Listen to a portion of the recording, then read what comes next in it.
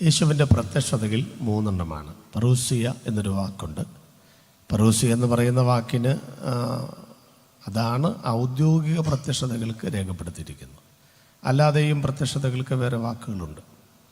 എന്നാൽ യേശുക്രിസ്തുവിൻ്റെ ഔദ്യോഗിക പ്രത്യക്ഷതകൾ എന്ന് പറയുന്നത് പ്രധാനമായി മൂന്നെണ്ണമാണ്. ഒന്ന്, 2000 വർഷങ്ങൾക്ക് മുൻപ് വേഷത്തിൽ മനുഷ്യനായി കർത്താവ് ലോകത്തിൽ പ്രത്യക്ഷനായി എന്ന് പറഞ്ഞാൽ യേശുക്രിസ്തു ഭൂമിയിൽ വന്നു. അതാണ് ഒന്നാമത്തെ പ്രത്യക്ഷത. 2, 33.5 വർഷം കർത്താവ് ഭൂമിയിൽ ജീവിച്ചു എന്ന് കണക്കാക്കപ്പെട്ടിരിക്കുന്നു. തർക്കവിതർക്കങ്ങൾ ഇപ്പോഴുണ്ട്, എന്നാലും നമ്മളങ്ങനെ വിശ്വസിക്കുന്നു. ഏകദേശ കണക്കുകൾ ക്ലിയറാണ്. ആ 33.5 വർഷങ്ങൾക്ക് ശേഷം കർത്താവ് സ്വർഗത്തിൽ പ്രത്യക്ഷനായി.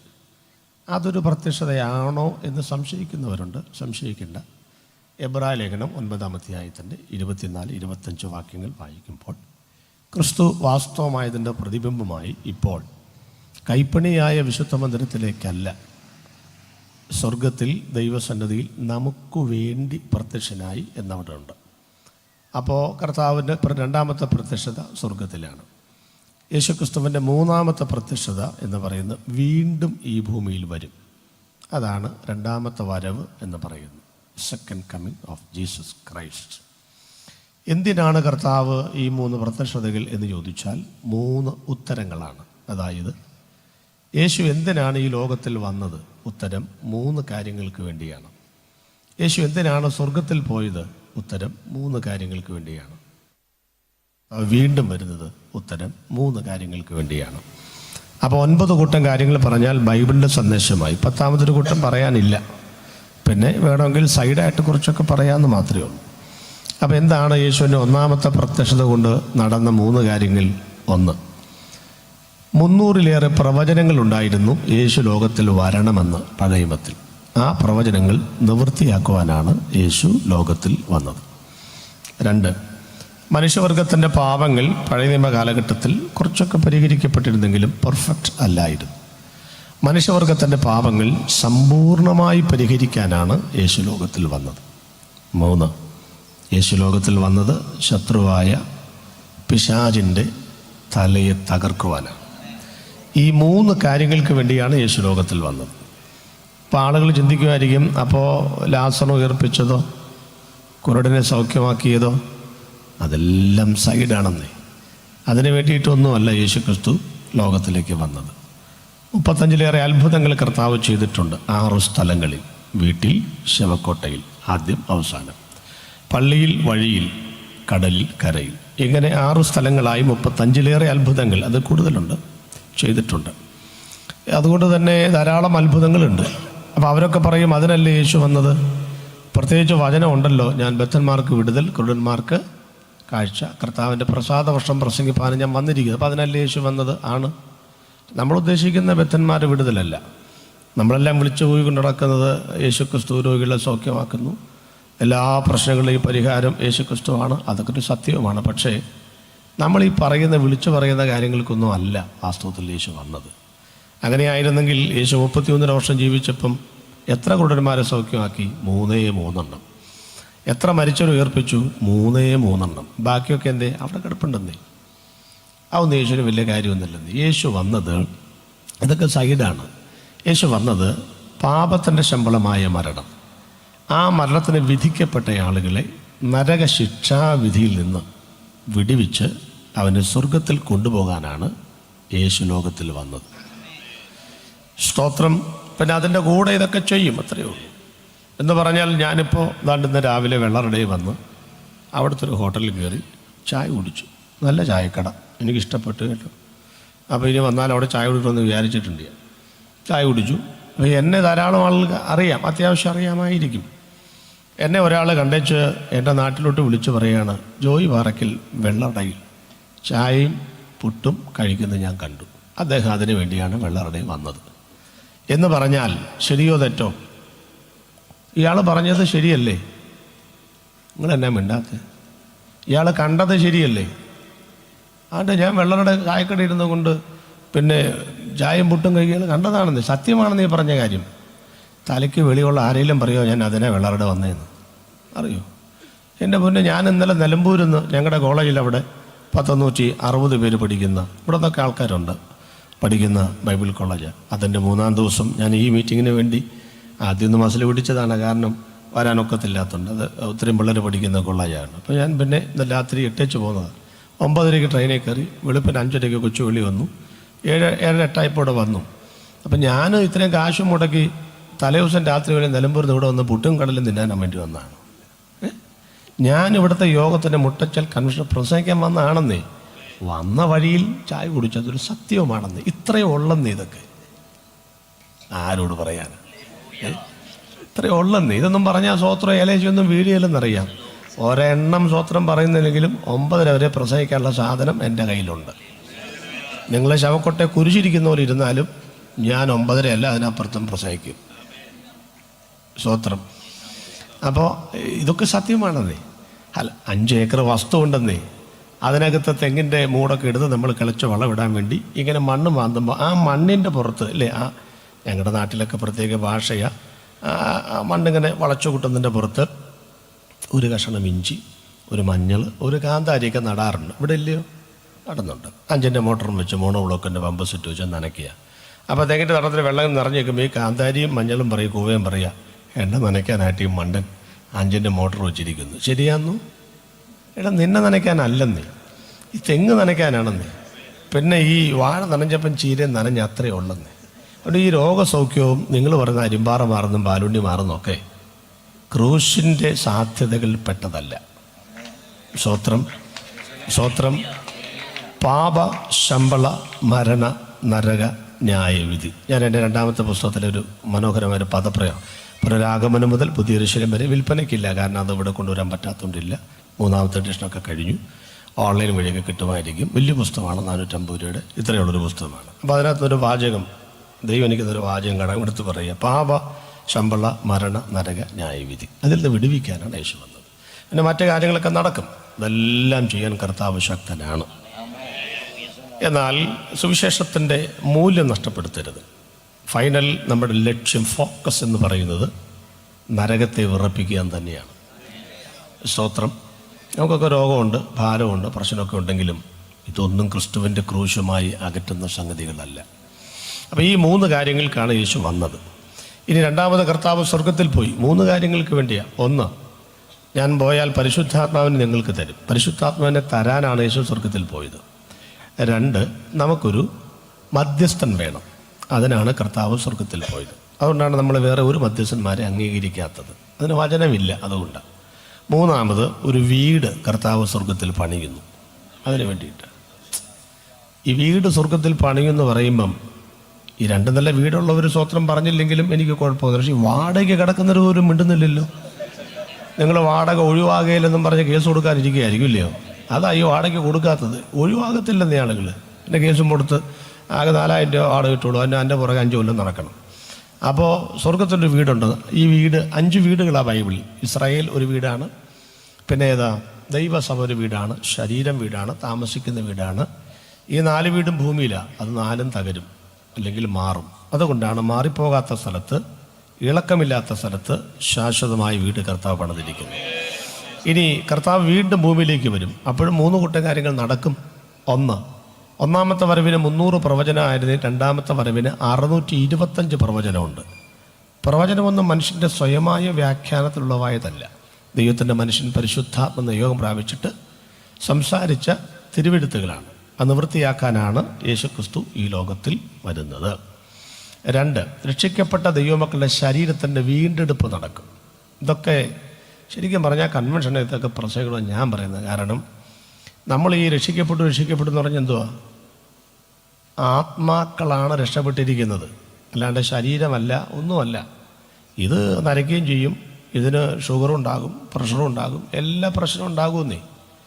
അപ്പോൾ രക്ഷിക്കപ്പെടുക എന്ന് പറഞ്ഞാൽ പാപത്തിൻ്റെ ശിക്ഷയായ നരകത്തിൽ നിന്ന് രക്ഷപ്പെട്ടു. 1. 2, രക്ഷിക്കപ്പെട്ടെങ്കിലും വെള്ളറ തന്നെയല്ലേ ജീവിക്കുന്നത്. അപ്പോൾ അതുകൊണ്ട് രക്ഷിക്കപ്പെട്ടവർക്കും പാപം ചെയ്യാനുള്ള ഒരു സാഹചര്യങ്ങൾ ലോകത്തിലുണ്ട്. അതുകൊണ്ട് ജീവിതത്തിൽ രക്ഷിക്കപ്പെട്ടുകൊണ്ടേയിരിക്കണം. അതിൻ്റെ സ്വാധീന വലയത്തിൽ നിന്ന് വിടുവിക്കപ്പെട്ടുകൊണ്ടിരിക്കണം. അതാ 2-ാമത്തെ രക്ഷ. 3-ാമത് ഒരു രക്ഷയും കൂടെ ഉണ്ട്. പാപം എത്തി നോക്കാത്തൊരു സ്ഥലമുണ്ട്. പാപത്തിൻ്റെ ഒരു സ്വാധീന ശക്തിയും ഇല്ലാത്ത ഒരു സ്ഥലത്തേക്ക്, അതായത് പാപം ചെയ്യാൻ ഒരു സാഹചര്യവും ഒന്നെല്ലാം ഉണ്ടെങ്കിൽ സാധ്യതയില്ലാത്ത ഒരു ശരീരം നമുക്ക് തന്നിട്ട് അങ്ങോട്ട് കൊണ്ടുപോകും. അപ്പോൾ ആ 3 രക്ഷയാണ് നടക്കേണ്ടത്. ആത്മരക്ഷ നടക്കണം, ജീവിതരക്ഷ നടക്കണം, ശരീരത്തിൻ്റെ രക്ഷ നടക്കണം. അതിനുശേഷം 3-ാമത്തെ കാര്യം, ലോകത്തിൻ്റെ ഭരണം കർത്താവ് ഏറ്റെടുക്കും. അപ്പോൾ ഒന്നുകൂടെ പറയും, ഇതൊക്കെ നമുക്ക് എല്ലാം പറയാനൊക്കത്തില്ല. ആദ്യത്തെ 3 കൂട്ടം കാര്യങ്ങൾ ഭൂതകാലമാണ്. അതായത് യേശുക്രിസ്തു ലോകത്തിൽ വന്നു, ക്രൂശിൽ മരിച്ചു, പിശാചിൻ്റെ തല തകർത്തു, ഭൂതകാലമാണ്. ഇനി ഒരിക്കലും അത് ആവർത്തിക്കപ്പെടില്ല. ഇനി ഡിസംബർ 25 കടലാസ വിളക്കിൽ യേശു ജനിക്കില്ല. ഈ മാസം 25 ഏപ്രിൽ മാസം സിമെൻറ്റും കമ്പിയും കൂടെ നിങ്ങൾ കൂട്ടിക്കുഴച്ച കോൺക്രീറ്റിൻ്റെ കുരിശിൽ ഇനി യേശു മരിക്കുകയില്ല. ഇനി യേശു ജനിക്കേണ്ടത് മുറ്റത്തല്ലച്ച ഈ വീട് തന്ന നിങ്ങളുടെ ഉള്ളിലാണ് യേശു ജനിക്കേണ്ടത്. വെറുതെ ഈ മഞ്ഞുകാലത്ത് യേശുവിനെ അല്പവസ്ത്രധാരിയായി മുറ്റത്തിട്ടിച്ച് നിങ്ങൾ നല്ല കമ്പിളിപ്പോകും പോകച്ച് വീട്ടിനകത്ത് കിടക്കരുത്. യേശുവിനെ വീട്ടിനകത്തല്ല, നിങ്ങളുടെ ഉള്ളിനകത്തോട്ട് കയറ്റണം. ഇനി യേശു ജീവിക്കേണ്ടതും ജനിക്കേണ്ടതും മരിക്കേണ്ടതും നടക്കേണ്ടതും ഒക്കെ നമ്മുടെ കൈ പിടിച്ച് നടക്കുന്ന ദൈവമായിട്ടാണെന്നേ. ചുമ്മാ എല്ലാ കൊല്ലവും ഉണ്ണിയേശുവിനെ, ചിലർക്ക് എപ്പോഴും യേശു ഉണ്ണിയേശുവാണ്, എപ്പോഴും ഉണ്ണി. ഇതുവരെ യേശു ക്രിസ്തു LKG പോലും പോയിട്ടില്ല. 2000 കൊല്ലമായി ഇപ്പോഴും യേശു ഉണ്ണിയേശുവാണ്. യേശു ഉണ്ണിയേശു ഒന്നും അല്ലെന്നേ. ഇപ്പോൾ യേശു ക്രിസ്തു ആരോഗ്യതയുടെ ഗാത്രനായ, മരിച്ചടക്കപ്പെട്ട് ഉയർത്തെന്നിട്ട് എങ്ങാണ്ട് പോയവനല്ലെന്നേ. ഇന്ന് രാത്രി നമ്മുടെ നടുവിൽ ജീവനുള്ള ദൈവമായി വന്നിരിക്കുന്ന ദൈവമാണെന്ന് യേശു ക്രിസ്തു. അതൊക്കെയാണ് അത് ആ 3 കാര്യങ്ങൾ ഭൂതകാലമാണ്, നടന്നു കഴിഞ്ഞു, നടക്കില്ല ഇനി അത്. 2-ാമത്തെ 3 കാര്യങ്ങൾ വർത്തമാനകാലമാണ്. ഇന്നും വിശ്വസിക്കുന്നവർക്ക് അവൻ മധ്യസ്ഥനാണ്. ഇന്ന് രാത്രി അവൻ പരിശുദ്ധാത്മാവിനെ നൽകും.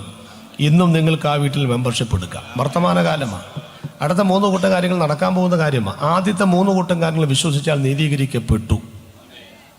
2-ാമത്തെ 3 കൂട്ടം കാര്യങ്ങൾ വിശ്വസിച്ചാൽ വിശുദ്ധീകരിക്കപ്പെട്ടുകൊണ്ടിരിക്കും. അടുത്ത 3 കൂട്ടം കാര്യങ്ങൾ വിശ്വസിച്ചാൽ തേജസ്കരിക്കപ്പെടും. അവൻ മുന്നറിഞ്ഞവരെ വിളിച്ചും വിളിച്ചവരെ നീതീകരിച്ചും നീതീകരിച്ചവരെ തേജസ്കരിച്ചും ഇരിക്കുന്നു. അപ്പോൾ നമുക്ക് മുഖവരുള്ള അവസാനിപ്പിച്ചു. അതിൽ ഇന്ന് ഞാൻ പ്രസംഗിക്കുന്ന 1-ാമത്തെ പ്രത്യക്ഷതയിലെ 3 കാര്യങ്ങളാണ്. അതായത് യേശുക്രിസ്തു 2000 കൊല്ലം മുമ്പ് ലോകത്തിൽ വന്നു, ക്രൂശിൽ മരിച്ചു. അതുകൊണ്ട് മാനവജാതിക്ക് ലഭിച്ച 3 കാര്യങ്ങൾ. 1, പ്രവചനങ്ങൾ നിവൃത്തിയായി. 2, മനുഷ്യവർഗത്തിൻ്റെ പാപങ്ങൾ സമ്പൂർണ്ണമായി പരിഹരിക്കപ്പെട്ടു. 3, പിശാചിൻ്റെ തലയെ തകർത്തു. അപ്പോൾ 2-ാമത്തേതും 3-ാമത്തേതും പറയുന്നില്ല, പറയാൻ സമയമില്ല. വേറെ ആൾ നാളെ പ്രസംഗിക്കാൻ വരും. അപ്പോൾ ഇനി എങ്ങാനും മുട്ടച്ച കൺവെൻഷനൊക്കെ നടക്കുകയാണെങ്കിൽ, എൻ്റെ പേരെങ്ങാനും ഓർക്കുകയാണെങ്കിൽ, താല്പര്യം തോന്നുകയാണെങ്കിൽ വിളിച്ചാൽ മതി. എനിക്ക് സമയം ഉണ്ടെങ്കിൽ വരും, അത്രയേ ഉള്ളൂ.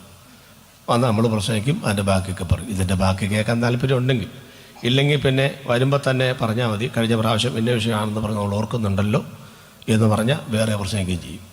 അതൊക്കെ ഒരു സിഗ്നലാണല്ലോ. അപ്പോൾ നമുക്ക് ഇന്നത്തെ 1-ാമത്തെ ഭാഗത്ത് കിടക്കുന്നു.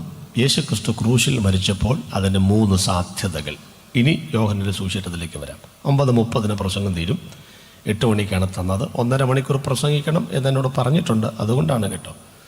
അതിന് 9:30 പറഞ്ഞതെന്നാണെന്നറിയാമോ? 9:15 വാച്ചിട്ടേക്കൊണ്ട് വലിയ എന്ന് പറയാതിരിക്കാനാണ് 9:30 പറഞ്ഞത്. അവിടെ അടങ്ങി ഒതുങ്ങിയിരിക്കണം. 2-ാമതൊരു കാര്യം, നമുക്ക് എഴുന്നേക്കാം, ഒരു പാട്ട് പാടാം എന്ന് പറയുമ്പം ഇവരൊരു പാട്ട് പാടും. ഏത് പാട്ടാണ്? സ്തുതി ചെയ്യും മനമേ, പഴയ പാട്ടല്ലേ? അതിൻ്റെ ഒരു ഉണ്ടല്ലോ, മരണാധികാരിയായ ഘോരനാം, മറന്നുപോയോ? ഒക്കെ മറന്നു. സ്നേഹിക്കുന്നേ ആ പാട്ട് മാത്രമേ പറയത്തുള്ളൂ.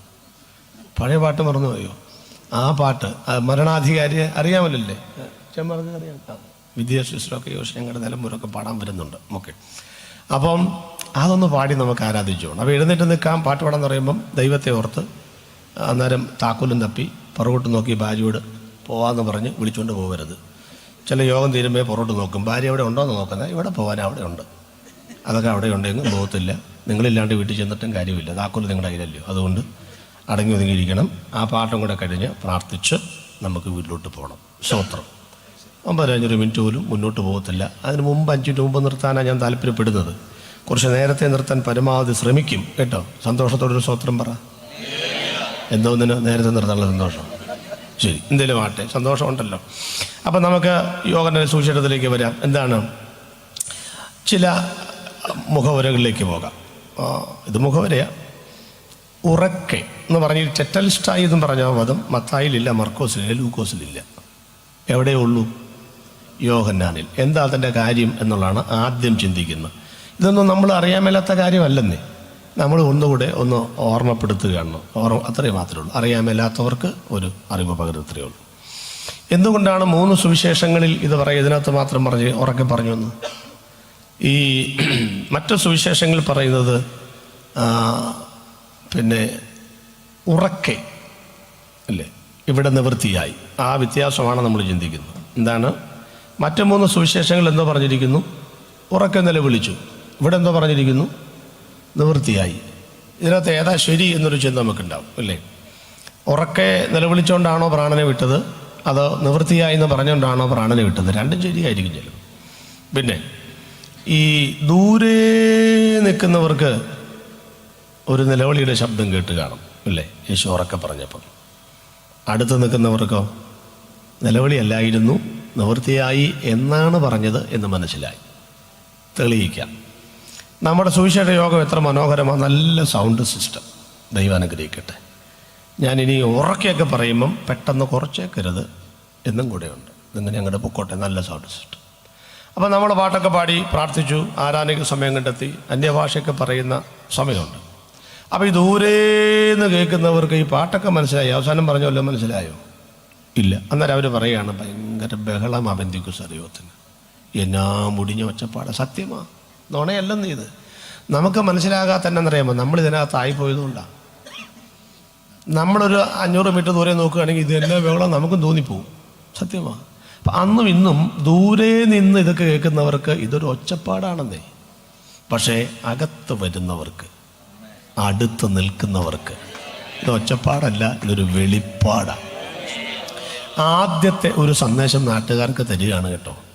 ആരെങ്കിലും യോഗം വെക്കുമ്പം, പെന്തക്കോസ്തുകാരൊക്കെ വെക്കുമ്പം ഗ്രൗണ്ടിലെങ്ങാനും ചെന്നാൽ പാസ്റ്ററിൻ്റെ കണ്ണിൽപ്പെട്ടാൽ നാളെ മുതൽ വീട്ടിൽ വരും, ഒഴിയബാധയായിട്ട് പുറകെ നടക്കും, പിന്നെ മുക്കിയേച്ചേ വിടത്തുള്ളൂ എന്നും പറഞ്ഞ് യോഗത്തിന് വരാതിരിക്കരുത്. സ്തോത്രം. ഇത് അകലെ നിന്നാൽ മനസ്സിലാവുന്ന കാര്യമല്ല കുഞ്ഞെ. എന്തെങ്കിലും സത്യങ്ങൾ മനസ്സിലാകണമെങ്കിൽ കുരിശിൻ്റെ ചുവട്ടിൽ വരണം. അതുകൊണ്ട് എന്തെങ്കിലും ഗ്രഹിക്കണമെങ്കിൽ ഇന്ന് രാത്രിയിലും വചനത്തിൻ്റെ മുൻപിൽ വന്ന് മുട്ടുകുത്തണം. സ്തോത്രം. പിന്നെ ഉറക്കെ, അതെന്താണെന്ന് പറയാം. ശരിക്കും പറഞ്ഞാൽ എങ്ങനെ പറഞ്ഞാൽ മതി അല്ലേ ഭാഷ? എങ്ങനെ പതുക്കെ പറഞ്ഞാൽ മതി. ഒന്നാമത് നമ്മളിങ്ങനെ ട്യൂൺ ചെയ്ത് വെച്ചപ്പോൾ അതിനകത്ത് ഞെക്കിയാൽ ശരീരവാദനയല്ലേ കേൾക്കുക. എന്തോ ട്യൂൺ ചെയ്ത് വെച്ചിരിക്കുക. അതൊക്കെ നേരത്തെ പാട്ട്, നേരത്തെ ഏത് പാട്ടാ, ഏതാ ബീറ്റ്സ് ഒക്കെ റെഡിയാക്കി വെച്ചിരിക്കുക. അതനുസരിച്ച്, അല്ലാണ്ട് ചുമ്മാ ഒരാൾ പാടാൻ വന്നാൽ പിന്നെ ചോദിക്കേണ്ടി വരും, ഏതാ എന്നൊക്കെ ചോദിക്കേണ്ടി വരും. അപ്പോൾ സെറ്റ് ചെയ്ത് വെച്ചാതെ ഒക്കത്തുള്ളൂ. നമുക്കെന്ന് പറഞ്ഞിങ്ങനെ ഈ പിന്നെ ഉറക്കെ കാര്യങ്ങളൊക്കെ പറഞ്ഞാലേ ഒരു ഇതൊക്കെ നമുക്ക് വരത്തുള്ളൂ. അതൊക്കെ ഒരു സംഭവമാണ്. ശരിക്കും പറഞ്ഞാൽ ഞാനിങ്ങനെ പതുക്കെ പറഞ്ഞൊന്ന് ആഗ്രഹിക്കുന്നത്, പക്ഷെ ചില കാര്യങ്ങൾ പറയുമ്പോൾ ഉറക്കെ ആയിപ്പോകുന്നതാണ്. മനഃപൂർവ്വമല്ല, നാട്ടുകാരെ ബുദ്ധിമുട്ടിക്കാനും ഇതിനകത്ത് 30 തുപ്പലം നിറയ്ക്കാനൊന്നും അല്ലെന്നേ. ഈ ചില കാര്യം പറയുമ്പോൾ പിടിവിട്ട് പോവുകയാണ്. ഈ പതുക്കെ പറയാൻ ഒക്കുന്നില്ല. അതെന്താണെന്ന് പറയാം. സഖാവ് EMS നമ്പൂതിരിപ്പാട്, ഈ മെസ്സേജ് യൂട്യൂബിലൊക്കെ കിടക്കുന്നുണ്ട്. അപ്പോൾ ഇതൊക്കെ ഞാൻ പറഞ്ഞിട്ടുണ്ട്. ഇപ്പം സഖാവ് EMS നമ്പൂതിരിപ്പാട് അറിയാമല്ലോ. അദ്ദേഹം ഒരു കാൽനട പ്രചരണ ജാഥയ്ക്ക് സംസാരിക്കുവാൻ വേണ്ടി തൻ്റെ അംബാസഡർ കാറിൽ ഇങ്ങനെ പോവുകയാണ്. അപ്പോൾ ഒരു സിറ്റി വന്നപ്പോൾ ജാഥ പോകുന്നു, കാറ് ബ്ലോക്കിൽ പെട്ടു. അപ്പോൾ അദ്ദേഹം ഇങ്ങനെ കിടക്കുക. അപ്പോൾ റോഡിൻ്റെ സൈഡിൽ ഒരു ഉപദേശി ഇന്ന് പ്രസംഗിക്കുന്നു കേട്ടോ. ഒരു ഉപദേശി ഇന്ന് പ്രസംഗിക്കുന്നു. അപ്പോൾ ഉപദേശിയുടെ പ്രസംഗം എന്ന് പറഞ്ഞാൽ നിങ്ങൾ കണ്ടിട്ടില്ല, ഈ വഴിയരികിന്ന് പ്രസംഗിക്കുന്ന ഉപദേശിവരെ കണ്ടിട്ടുണ്ടോ? കണ്ടിട്ടുണ്ട്. മൈൻഡ് ചെയ്യാറുണ്ടോ? ഇല്ല. എന്നാ കാര്യം? അവർക്ക് ഫുൾപിറ്റൊന്നുമില്ല, മൈക്കൊന്നുമില്ല. പക്ഷെ ഒരു സത്യം ഞാൻ പറയാം, ഇവിടെ അത് ഏത് കൊടി കെട്ടിയ കൺവെൻഷൻ പ്രസംഗനേക്കാൾ നല്ല സുവിശേഷ പ്രസംഗൻ കവലയിൽ പ്രസംഗിക്കുന്നവരാണ്. അവരെ ആരും മാനിക്കാനുമില്ല, സ്നേഹിക്കാനുമില്ല, ആരുമില്ല. ഈ സ്റ്റേജ് ഉണ്ടെങ്കിൽ 50 പേരുണ്ടെങ്കിൽ എന്നാളെൻ്റെ ആൾ കുറഞ്ഞെന്നും പറഞ്ഞ് തിരിച്ചു പോയിന്ന് കേട്ടു. എൻ്റെ പൊന്നോ, ഇവരെ നമ്മൾ സുവിശേഷ വേലക്കാരെന്നാണ് വിളിക്കുന്നത്. എന്തോ ചെയ്യാനാന്ന് പറയാം. അപ്പം ഇദ്ദേഹം നോക്കിയപ്പോൾ ഒരു ഉപദേശി കവല ഇന്ന് പ്രസംഗം. ഞാൻ കഥാപ്രസംഗമായിരുന്നു എനിക്ക് പണ്ട് എൻ്റെ അപ്പൻ്റെ കലാവിധി. അതുകൊണ്ട് കവല കാണുമ്പോഴെല്ലാം എനിക്കൊരു അരപ്പിരിയാണ് എന്നേല് വിളിച്ച് പറയണമെന്ന് ആഗ്രഹം. അപ്പോൾ കേരളത്തിൻ്റെ 465 സിറ്റികളിൽ ഞാൻ നടന്ന ട്രാക്ട് കൊടുത്തിട്ടുണ്ട്. ഇന്ത്യയിലെ 29 സ്റ്റേറ്റിൽ ഞാൻ യേശുവിനെ പ്രസംഗിച്ചിട്ടുണ്ട്. ഒരാഗ്രഹം കൊണ്ട് പോകുന്ന, ആരും വിളിച്ചു പോകുന്നൊന്നുമല്ല. നിങ്ങൾ വിചാരിക്കും ഈ പുള്ളി എന്നെ വലിയ പ്രസംഗം 29 സ്റ്റേറ്റും വിളിച്ചിട്ട് പോയതല്ല, ഞാൻ അങ്ങോട്ട് പോകുന്ന. സ്വത്രം ഏകദേശം 10.5 ലക്ഷം ആളുകളുടെ കയ്യിൽ ഞാൻ ട്രാക്ട് കൊടുത്തിട്ടുണ്ട്. എൻ്റെ ഈ കൈ കൊണ്ട്. നിങ്ങൾ മിണ്ടാത്ത നിങ്ങൾ 21 ലക്ഷം ആൾക്ക് കൊടുത്തിട്ടുണ്ടാവും. അതുകൊണ്ടാണ് ദൈവം നിങ്ങളെ അനുഗ്രഹിക്കട്ടെ. ഞാൻ തോറ്റു. അപ്പോൾ അങ്ങനെ ഈ കവല കാണുമ്പോൾ നമുക്കൊരു പ്രത്യേക ഇൻട്രസ്റ്റാണ് യേശുവിനെ പ്രസംഗിക്കാനായിട്ട്. അപ്പോൾ അങ്ങനെ ഈ സഖാവ് നോക്കിയപ്പോൾ ഒരു ഉപദേശിങ്ങനെ നിന്ന് യേശുവിനെ പ്രസംഗിക്കുന്നു. ഉള്ളിൽ നോക്കിയപ്പോൾ ആരും ശ്രദ്ധിക്കുന്നില്ല. ഈ കവലപ്രസംഗരെ ആളുകൾ എങ്ങനെയാണ് കാണുന്നത്? പുച്ഛത്തോടാണ് കാണുന്നത്. പുച്ഛം എന്ന് പറഞ്ഞാൽ കുറച്ചുകൂടി നല്ലൊരു വാക്ക് സുകുമാർ അഴിക്കോട് സാറ് പറഞ്ഞതാണ്, പുഞ്ഞം. കേട്ടിട്ടുണ്ടോ? പുഞ്ഞം. പുച്ഛവും പുഞ്ഞവും തമ്മിൽ വ്യത്യാസമുണ്ട്. ഞങ്ങളിങ്ങനെ കവലയെ പ്രസംഗിക്കുമ്പം ഞങ്ങളുടെ അടുത്തൂടെ ചില ആളുകൾ പോകും, ഇങ്ങനെ ഒന്ന് നോക്കി വെച്ച് പോകും. അതിൻ്റെ പേരാണ് പുച്ഛം. ജസ്റ്റ് ഒന്ന് നോക്കുക, അതിന് പുച്ഛം. ഒരു 50 മീറ്റർ മാറി എന്ന് വെച്ചാൽ ശരിക്കും നോക്കി നിൽക്കും. ഊളൻ, വട്ടൻ, ഭ്രാന്തൻ, ഇവന് വേറെ പണിയൊന്നും ഇല്ല, നട്ടപ്പുറ വെയിലത്ത് വേറെ അതിൻ്റെ പേരാണ് പുഞ്ഞം. നിങ്ങൾ കേട്ടിട്ടുണ്ട്? ഇപ്പം രണ്ടും അനുഭവിക്കുന്നില്ല ഈ കവലപ്പുറം. നമുക്കിവിടെ എന്നാ സെറ്റപ്പാന്ന് നോക്കി കണ്ട് ഒരു ബറ്റാലിയൻ സറാഫുകൾ നിൽക്കുന്നു, ഇപ്പുറത്തെ പ്രൊഫഷണൽ സിംഗേഴ്സ് നിൽക്കുന്നു. ട്രിവാൻഡ്രം കലാകാരന്മാരെ കുറിച്ച് പറയേണ്ട കാര്യമില്ലല്ലോ. എന്നാ കലാകാരന്മാർ, എന്നാ അനുഗ്രഹിക്കപ്പെട്ട സദസ്സ. ഇതൊക്കെ ഉണ്ടെങ്കിലേ ഞങ്ങൾക്ക് പ്രസംഗം വരത്തുള്ളൂ. കവലപ്രസംഗർക്ക് ഇതൊന്നും ഇല്ലെന്നേ. അപ്പോൾ ഇയാളെ നോക്കിയപ്പോൾ ഈ EMS ഇങ്ങനെ കേട്ടുകൊണ്ടിരിക്കുന്നുണ്ടപ്പോൾ ഉപദേശിക്കാൻ ആവേശം കൂടി. പുള്ളി നോക്കിയപ്പോൾ ഒരാളെ കേൾക്കാനുള്ളൂ. ഇങ്ങനെ ആരാതൊന്നും പുള്ളിക്കറിയത്തില്ല. വയസ്സായ ഉപദേശിയില്ല. നമ്മളാണെങ്കിൽ പറയും ചോരയെങ്കിൽ ചോര കൊടുത്ത വിപ്ലവത്തെ പാലൂട്ടി വളർത്തുവാൻ ഇടാങ്കടത്തൻ്റെ വീതിയിലിറങ്ങി പടയുടെ സമർത്ഥനായ സാരഥി എന്നൊക്കെ പറഞ്ഞ് നമ്മൾ കളത്തും. ഉപദേശിക്കുന്നവരും ഒരു വയസ്സായവൻ EMSൻ്റെ മുഖത്തൊക്കെ നല്ല കറ തീർന്ന സുവിശേഷം പറഞ്ഞു. ജാഥയുടെ ബ്ലോക്ക് കഴിഞ്ഞു, കാറ് മുന്നോട്ട് പോയി. അദ്ദേഹം അടുത്ത ചിന്ത എന്ന് പറയുന്ന വാരികയിൽ തങ്കലിപികളിൽ ആലേഖനം ചെയ്യപ്പെടേണ്ട ചരിത്രപരമായൊരു വാചകം സഖാവ് EMS നമ്പൂതിരിപ്പാൻ്റെ തൂലിയിൽ നിന്ന് മുതിർന്നു വീണു. ആ വാക്കെങ്ങനെയാണ്: ക്രിസ്തു എന്നത് സത്യമത്രയെ സങ്കല്പമത്രയെ തിട്ടമായി പറയുവാൻ എനിക്ക് ബുദ്ധിമുട്ടുണ്ട്. എവിടെ ഇരുന്നോട്ടെ, പക്ഷേ ഒരു കാര്യം ഞാൻ സമ്മതിക്കുന്നു. ഞങ്ങൾക്കൊക്കെ 4 അക്ഷരം അനർഗളമായി സംസാരിക്കണമെങ്കിൽ, ഇടതടവില്ലാതെ സംസാരിക്കണമെങ്കിൽ കാൽനട പ്രചരണ ജാഥ കവലയിൽ അവസാനിക്കണം. ഹരാർപ്പണങ്ങൾ കൊണ്ട് തല കുമ്പിടണം. അതെല്ലാം മാറ്റിക്കളഞ്ഞ് സ്റ്റേജിൻ്റെ അടുത്തോട്ട് ചെല്ലുമ്പോൾ ഇൻഗിലാബ് സിന്ദാബാദിൻ്റെ വിളികൾ ദിഗന്ധങ്ങൾ ഭേദിക്കുമാറ് അന്തരീക്ഷത്തിൽ ഇടിമിന്നൽ കണക്കെ വരുമ്പോഴാണ് ഞങ്ങളുടെ സിരകളിൽ ആവേശം നിറയുന്നതും ആളുകളെ അമ്പരപ്പിക്കുന്ന അനർഗളമായ പ്രസംഗം നടത്തുവാൻ ശേഷിയുണ്ടാകുന്നതും. പക്ഷേ ഒറ്റയാൾ കേൾക്കാനില്ലാതിരുന്നിട്ടും കേൾക്കുന്നവൻ പുച്ഛ മനോഭാവത്തോടെ പോയിട്ടും നട്ടപ്പുറ വെയിലത്തൊരു പന്തൽ പോലുമില്ലാത്തൊരു ഉപദേശി ഇത്ര കൃത്യമായി തൻ്റെ ഇടത്തോടെ ധൈര്യത്തോടെ ഉറക്കെ യേശുവിനെ പ്രസംഗിക്കണമെങ്കിൽ യേശുണ്ടോ എനിക്കറിയില്ല. പക്ഷേ അയാളുടെ ഉള്ളിൽ ഉറച്ചു പോയൊരു സത്യമില്ലെങ്കിൽ ഇത്ര ഉറക്കെ പറയാൻ തൻ്റെ ഇടമുണ്ടാകത്തില്ല. ഒരു സർക്കാരുകളൊക്കെ മാറിപ്പോകുമ്പോൾ 548 പേരുടെ തലയെടുത്ത ഭരണ സംവിധാനങ്ങൾ ലോകത്തിലുണ്ടെങ്കിലും ഏകദേശം 10-16 കോടി ആളുകൾ ക്രൂശിൻ്റെ ചുവട്ടിൽ രക്തസാക്ഷികളായി മാറിയിട്ടുണ്ടെങ്കിലും ഒരു പ്രതിഭാസത്തിൻ്റെ ആഭാസത്തിൻ്റെ സമരങ്ങൾക്കും ഇന്ന് വരെ ഞങ്ങൾ പെന്തക്കോസ്തുകാർ രംഗത്തിറങ്ങിയിട്ടില്ലെങ്കിലും ഇന്നും അറക്കപ്പെടുവാനുള്ള യാഗങ്ങളുടെ കൂട്ടത്തിൽ ഞങ്ങൾ കാണാൻ മറ്റുള്ളവർ മുൻഗണന കൊടുത്തിരിക്കുന്നെങ്കിലും ഒരു ഭയവുമില്ലാതെ ഏത് കവലയിലും ലക്ഷക്കണക്കിന് ആളുകളുടെ മുമ്പിലും ഇത്ര സധൈര്യത്തോടെ ഞങ്ങൾ വിളിച്ചു പറയാൻ കാരണം ഞങ്ങൾ പറയുന്നൊന്നും സാങ്കല്പികമല്ല, ഇതൊരു സത്യമാണ്. ഇത് മാത്രമാണ് സത്യമെന്നും കൂടെ കടത്തിപ്പറയുമ്പോഴാണ് സുവിശേഷത്തിൻ്റെ മർമ്മം വെളിപ്പെടുന്നത്.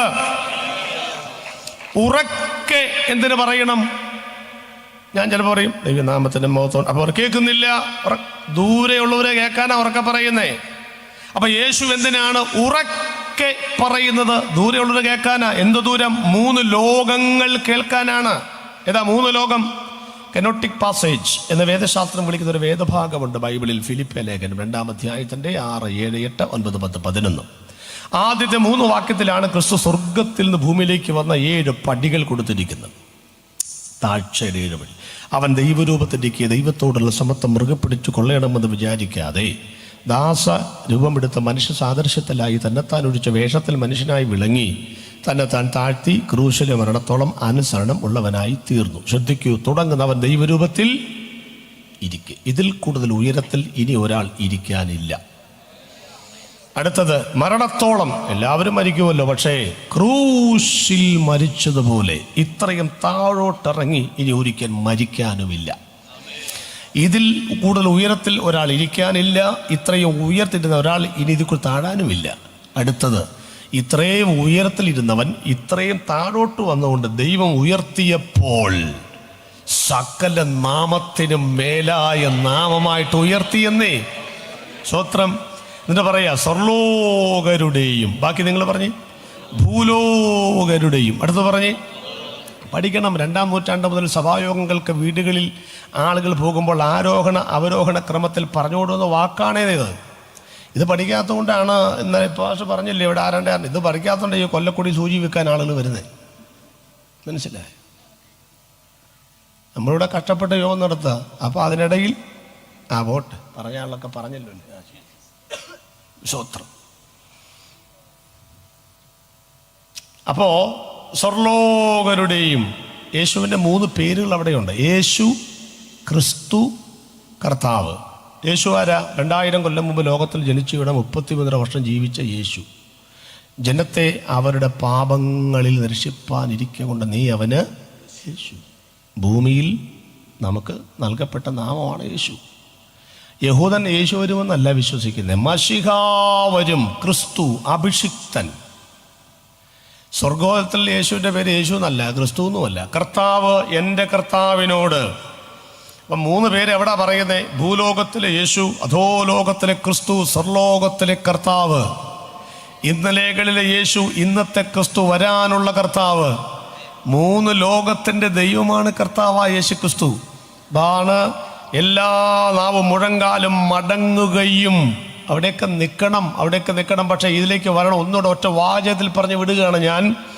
നമ്മുടെ സ്തുതികൾക്കും സ്തോത്രത്തിനും ഇത്ര ശക്തി ഉണ്ടാകുന്ന കാര്യം എന്നാണെന്ന് ലോകം അറിയണം. 3 ലോകം മുഴങ്കാൽ മടക്കുന്നൊരു നാമം. 3/4 ചക്രത്തിൻ്റെ വിലയില്ലാത്ത മരമുട്ടി കൊണ്ട് തീർത്ത് 3-4 പേർ മുക്കുപണ്ടങ്ങൾ കൊണ്ട് അണിയിച്ചൊരുക്കി മുക്കിയും മൂളിയും ഏതെങ്കിലും ഒരു മൂലക്കിരുത്തുന്ന ഒരു കുട്ടി ദൈവത്തിൻ്റെ മുൻപിലല്ല ഇന്ന് രാത്രി ഞങ്ങൾ ഇരിക്കുന്നത്. 3 ലോകവും മുഴങ്കാൽ മടക്കുവാൻ യോഗ്യമായൊരു നാമമുണ്ടെങ്കിൽ ആ നാമത്തിന് മുമ്പിൽ ഇരിക്കുന്ന അവഹേളനമല്ല, അന്തസ്സാണെന്ന് വിചാരിക്കുന്നവരുണ്ടെങ്കിൽ തന്ന 2 കരവും ചേർത്തടിച്ചാൽ എത്ര ശബ്ദം കിട്ടുമോ അത്രയും ശബ്ദത്തിൽ പറയണം, ആകാശത്തിന് കീഴിൽ ഭൂമിക്ക് മുകളിൽ മാനവജാതിക്ക് രക്ഷപ്പെടുവാൻ വേറെ നാമം ദൈവം നൽകിയിട്ടില്ല, യേശു മാത്രം കർത്താവെന്ന് പറയണം. യേശു സ്വർഗത്തിലേക്ക് നോക്കിച്ച് പറഞ്ഞു, പിതാവേ പ്രവചനങ്ങൾ നിവൃത്തിയായി. ഒന്ന് മാറ്റി വെച്ചു. 2, ഈ ഭൂമിയിൽ വെള്ളറട, കേരളം, ഇന്ത്യ, ഏഷ്യ, ലോകം മുഴുവൻ ജനങ്ങളോടും യേശു നോക്കിച്ച് ഭൂമിയിൽ ഉള്ളവരോട് പറഞ്ഞു, നിങ്ങളുടെ പാപത്തിൻ്റെ പരിഹാരം ഞാൻ നിവൃത്തിയാക്കിയിരിക്കുന്നു. മനുഷ്യവർഗത്തിൻ്റെ നെറ്റിയിൽ പാപത്തിൻ്റെ ശമ്പളം ഫുൾ സ്റ്റോപ്പ് ഇട്ട് വെച്ചപ്പോൾ താഴെ ഒരു സെമിക്കോളം കൂടി ഇട്ടേച്ച് പറഞ്ഞു, ദൈവത്തിൻ്റെ കൃപാവരമോ ഇന്ന് മുതൽ മരണാധികാരിയായി പിശാചേ നീ മനുഷ്യനെ നെറ്റിയിൽ ഒട്ടിച്ചു വെച്ച ആ ടേപ്പ് ഞാൻ വലിച്ചു കീറിയിരിക്കുന്നു, മരണാധികാരത്തെ ഞാൻ നിവൃത്തിയാക്കിയിരിക്കുന്നു. 3 കാര്യങ്ങളാണ് നമ്മൾ ചിന്തിക്കുന്നത്. നമ്പർ 1, ഒന്നാമത്തേലേക്ക് വരാം. ചിലപ്പോൾ സ്പീഡ് കൂടും സമയത്ത് നിർത്താൻ വേണ്ടിയിട്ട്. ഓക്കെ, ഒന്നാമത്തെ കാര്യം, പിതാവേ പ്രവചനങ്ങൾ നിവൃത്തിയായി. എബ്രായ ലേഖനം 1-ാം അധ്യായം 1-ാമത്തെ വാക്യം. നല്ല ശാന്തമായിട്ട് വായിച്ചാൽ മതി, മനുഷ്യർക്ക് മനസ്സിലാകുന്ന പോലെ. പതുക്കെ. ദൈവം പണ്ട് ഭാഗമായിട്ടും വിവിധമായിട്ടും പ്രവാചകന്മാർ മുഖാന്തരം പിതാക്കന്മാരോട് അരുളി ചെയ്തിട്ട് ഈ അന്ത്യകാലത്ത് പുത്രൻ മുഖാന്തരം നമ്മോട് അരുളി ചെയ്തിരിക്കുന്നു. മതി, അത്രയും മതി. നമുക്കതൊക്കെ ഒത്തിരി പഠിക്കാനുള്ള ഒരു വേദഭാഗമാണ് കേട്ടോ. ഞാനങ്ങനെ പറയും. ഇപ്പോൾ നമ്മുടെ ബഹുമാനപ്പെട്ട എബി എബ്രഹാം പാഷ് അറിയുമല്ലോ പലരും ഇല്ലേ, വളരെ മനോഹരമായൊരു ക്ലാസ് അദ്ദേഹം മോർണിംഗ് സെക്ഷനിൽ എടുക്കുന്നുണ്ട്. കൺവെൻഷനൊക്കെ പറയാമോ എന്നറിയില്ല. ഒരു വചനം പഠിക്കാനുള്ള ആഗ്രഹം കൊണ്ട് ഞാൻ പറയുകയാണ്. 1000 ക്ലാസ്സുകൾ പിന്നിട്ടിരിക്കുന്നു എന്നാണ് ഞാൻ മനസ്സിലാക്കുന്നത്. ഇപ്പോൾ എബ്രായ ലേഖനമാണ് പഠിപ്പിക്കുന്നത്.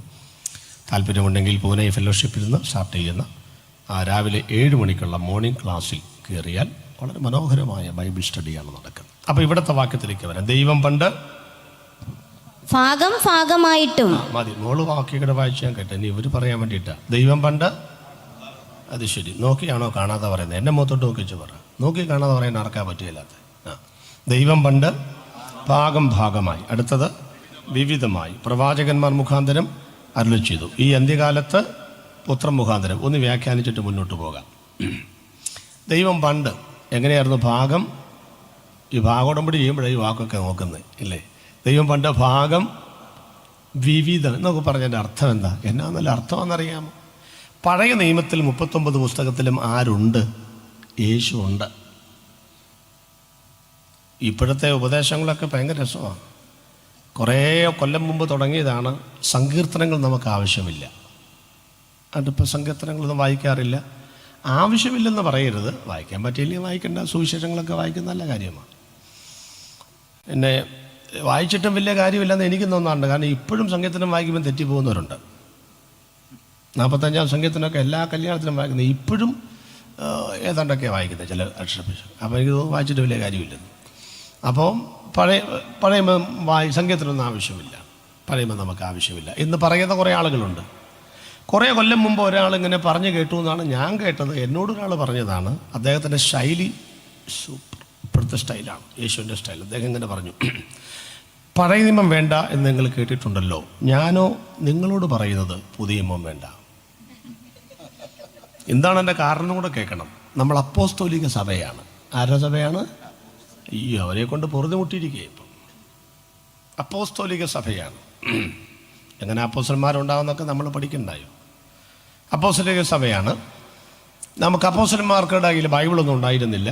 പിന്നെ അനന്യ സഭയൊക്കെ വരുമ്പം ആത്മാവിലാണ് കാര്യങ്ങൾ പറയുന്നത്.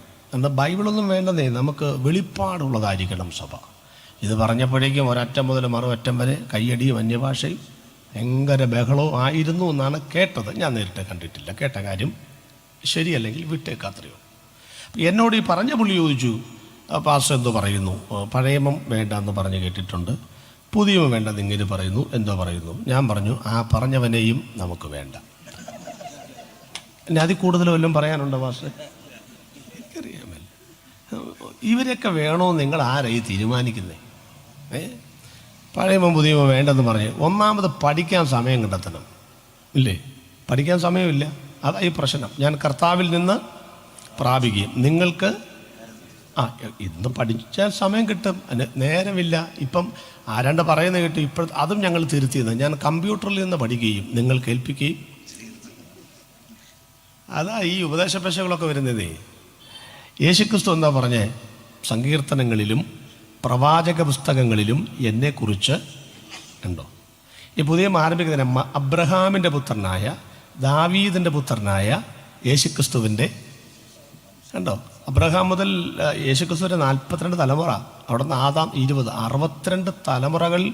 20 പറഞ്ഞിട്ടില്ല, പറഞ്ഞേച്ചാണ് യേശുവിൻ്റെ കാര്യം പറയുന്നത്. ദാവീദ് പുത്ര ഉണ്ടോ? അവിടെ നിന്ന് അവിടെ സ്വിച്ചിട്ടതുപോലെ. പഴയമത്തിൽ പണ്ടത്തെ ഞാൻ ഈ ഉപദേശിമാരുടെ പുറകെ നടന്നാണ് ഉപദേശിപ്പണി പഠിച്ചത് കേട്ടോ പണ്ടൊക്കെ. അങ്ങനൊരു ഗുണമുണ്ട്. ഞാൻ പറഞ്ഞു, ഇപ്പോഴത്തെ ഉപദേശിമാരും കാര്യം നമുക്ക് ഈ BTH BD MD ഒക്കെ ഉണ്ടെന്ന് പറഞ്ഞാലും ഈ BTH BD ഒക്കെ നല്ലതാണ്, എന്നാലും തീപ്പെട്ടിയും കൂടി ഉള്ളതാണ് കുറച്ചും കൂടെ നല്ലത്. അപ്പം ഇതൊക്കെ വേണമെന്നേ വേണ്ട. ഞങ്ങളും കോളേജ് നടത്തുന്നു. ഞാൻ പറഞ്ഞില്ല, ഭാഷന്മാരൊക്കെ ഒന്നാ പഠിക്കുന്നത്, ഒക്കെ വേണം. പക്ഷേ പണ്ടത്തെ ഉപദേശിമാരുടെ കയ്യിൽ അവരുടെ കയ്യിൽ BTH BD ഇല്ലെങ്കിലും തീപ്പെട്ടിയുണ്ട്. ഒരച്ച കത്തും, അതലേക്ക് വെച്ചാൽ ഭൂതങ്ങൾ പുറത്താകും, രോഗികൾ സൗഖ്യമാകും, എന്നൊക്കെ അത്ഭുതങ്ങളൊക്കെ. അപ്പോൾ ഞാനൊരു ഉപദേശിയുടെ പുറകെ നടന്ന ഉപദേശിപ്പണി പഠിച്ച് അതിൻ്റെ ഗുണമുണ്ട്. അതിൻ്റെ ഗുണമുണ്ടെന്ന് എനിക്ക് തോന്നുന്നേ. ഞാൻ പറഞ്ഞിട്ട് നിങ്ങൾക്കറിയത്തില്ലല്ലോ. ഞാൻ പറയും, ഈ ക്ലീനറായി നടന്ന് ഡ്രൈവറായാൽ വണ്ടി വഴി കിടക്കുകയില്ല. അയാൾ ബോണറ്റ് പൊക്കി ഏതിലൊക്കെ വയറൊക്കെ കടിച്ച് കൂട്ടിമുട്ടിച്ച് 4 പേരെ വിളിച്ച് ഉന്തിത്തള്ളി വീട്ടിൽ കൊണ്ടുപോകും. ഈ ഡ്രൈവിംഗ് സ്കൂളിൽ പോയി ഡ്രൈവിംഗ് പഠിച്ചാൽ വണ്ടി അവിടെ കിടക്കും. കാരണം ബോണറ്റ് പൊക്കുന്ന സ്വിച്ച് അവിടെ ആണെന്ന് പോലും ഇതുവരെ ഇയാളുടെ ഇത് മാത്രമേ ഉള്ളൂ. ക്ലച്ചും ബ്രേക്കും ആ പുള്ള കാലയിലായിരുന്നേ, ഒന്നും അറിയത്തില്ലെന്നേ. അപ്പം ഞാൻ പറഞ്ഞത്, അതുകൊണ്ട് ഏതേലൊക്കെ ഉദ്ദേശിമാരുടെ പുറകെ കടന്ന് എന്തെങ്കിലുമൊക്കെ ഒന്ന് പഠിക്കുന്നത് നല്ലതാണ്. ഇഷ്ടമുണ്ടെങ്കിൽ സ്വീകരിച്ചാൽ മതി, ഇല്ലെങ്കിൽ വിട്ട് കളഞ്ഞേക്ക്. സ്വത്രം. അപ്പോൾ ഞങ്ങൾ ഈ ഉദ്ദേശിമാരൊക്കെ ചോദിച്ചപ്പോൾ ഉദ്ദേശിയൊക്കെ പറഞ്ഞ ഉപമകൾ, ഉദാഹരണങ്ങൾ ഭയങ്കര ഗംഭീരമാണ്. പണ്ടത്തെ ആളുകളുടെ കയ്യിൽ എന്നോ ഉദാഹരണമെന്നറിയാമോ? ഇപ്പോഴാളേലും ഉദാഹരണം ഇവർ പറയും ദൈവാത്മാവ് അങ്ങനെ പറഞ്ഞു. ഏതാത്മാവാന്ന് നടക്കുന്നത്? പണ്ട് നല്ല ഒന്നാമതൊരു ഉദാഹരണമാണ്. അപ്പം അദ്ദേഹം എന്നോടൊരു ഉദാഹരണം പറഞ്ഞു, ചോദിച്ചവരാണ്. ഞാനന്ന് കൊച്ചുപദേശി, പുള്ളി വലിയ ഉപദേശി, അങ്ങനെ വലിയ പാസ്റ്റർ, കൊച്ചു പാസ്റ്റർ, അങ്ങനെയൊക്കെ സഭക്കാരെന്ന് വിളിക്കുന്നത്. ഇന്നിപ്പോൾ കൊച്ചു പാസ്റ്റർ എന്നൊക്കെ വിളിച്ചാൽ അവൻ്റെ ഇടപാട് കഴിഞ്ഞ് ഒന്നു ഇപ്പം നമ്മൾ പറഞ്ഞ കർത്താവിൻ്റെ വലിയോ ഇങ്ങനെയൊക്കെ പറഞ്ഞില്ലെങ്കിൽ അയ്യോ പ്രശ്നമാണ്. ആട്ടെ. അപ്പോൾ പറഞ്ഞു ചോദിച്ചവരാണ്, ഒരു വീട് വിട്ട് നമ്മൾ പോയി. അപ്പോൾ വീടിൻ്റെ മെയിൻ സ്വിച്ച് ഓഫ് ചെയ്ത് വെച്ച് പോകണം, അല്ലെങ്കിൽ തന്നെ കറണ്ട് ആശ കൂടുതലാണ്. അപ്പോൾ തിരിച്ചു വരുമ്പം ആദ്യം മെയിൻ സ്വിച്ച് ഓൺ ചെയ്യും. അതിനർത്ഥം ആ വീട്ടിലോട്ട് കറണ്ട് വന്നു എന്നാണ്. അത്രേ അർത്ഥമുള്ളൂ, അല്ലാതെ എല്ലാ ബൾബും തെളിഞ്ഞു എന്നല്ല. ആണോ? അല്ല. ബെഡ്റൂമിൽ തെളിയണമെങ്കിൽ സ്വിച്ച് ഇടണം, ടോയ്ലറ്റിൽ അവിടുത്തെ സ്വിച്ച് ഇടണം, കിച്ചണിൽ അവിടുത്തെ സ്വിച്ച് ഇടണം. ഉപദേശിമാരുടെ ഭാഷയായിട്ട് കടമെടുത്ത് പറയുക, എനിക്ക് ഇഷ്ടപ്പെട്ടുകൊണ്ട് പറയുക. അദ്ദേഹം പറഞ്ഞു, സൗര, ബൈബിളിൽ പഴയമത്തെ എല്ലാ പുസ്തകത്തിലും യേശു എന്ന വെളിച്ചം ഉണ്ട്. പക്ഷെ എല്ലാ പുസ്തകത്തിലും ഒരു സ്വിച്ച് ഉണ്ട്, അത് കണ്ടുപിടിക്കണം. അത് കണ്ടുപിടിക്കാനുള്ള ബുദ്ധിമുട്ടുകൊണ്ടാണ് പിന്നെ അത് വേണ്ടാന്ന് പറഞ്ഞാൽ പ്രശ്നം തീർന്നല്ലോ. ഉൽപ്പത്തി 3-ാം അധ്യായത്തിൻ്റെ 15, 16, 17 വന്നിട്ട് ഇങ്ങനെ ഞെക്കണം. അപ്പോൾ ഒരു ബൾബ് തെളിയും, സ്ത്രീയുടെ സന്തതി ഉണ്ട്. പുറപ്പാട് 12:4 വന്നിട്ട് അടുത്ത സ്വിച്ച് ഇടണം. അപ്പോൾ പറയും പെസഹ കുഞ്ഞാട് ഉണ്ട്.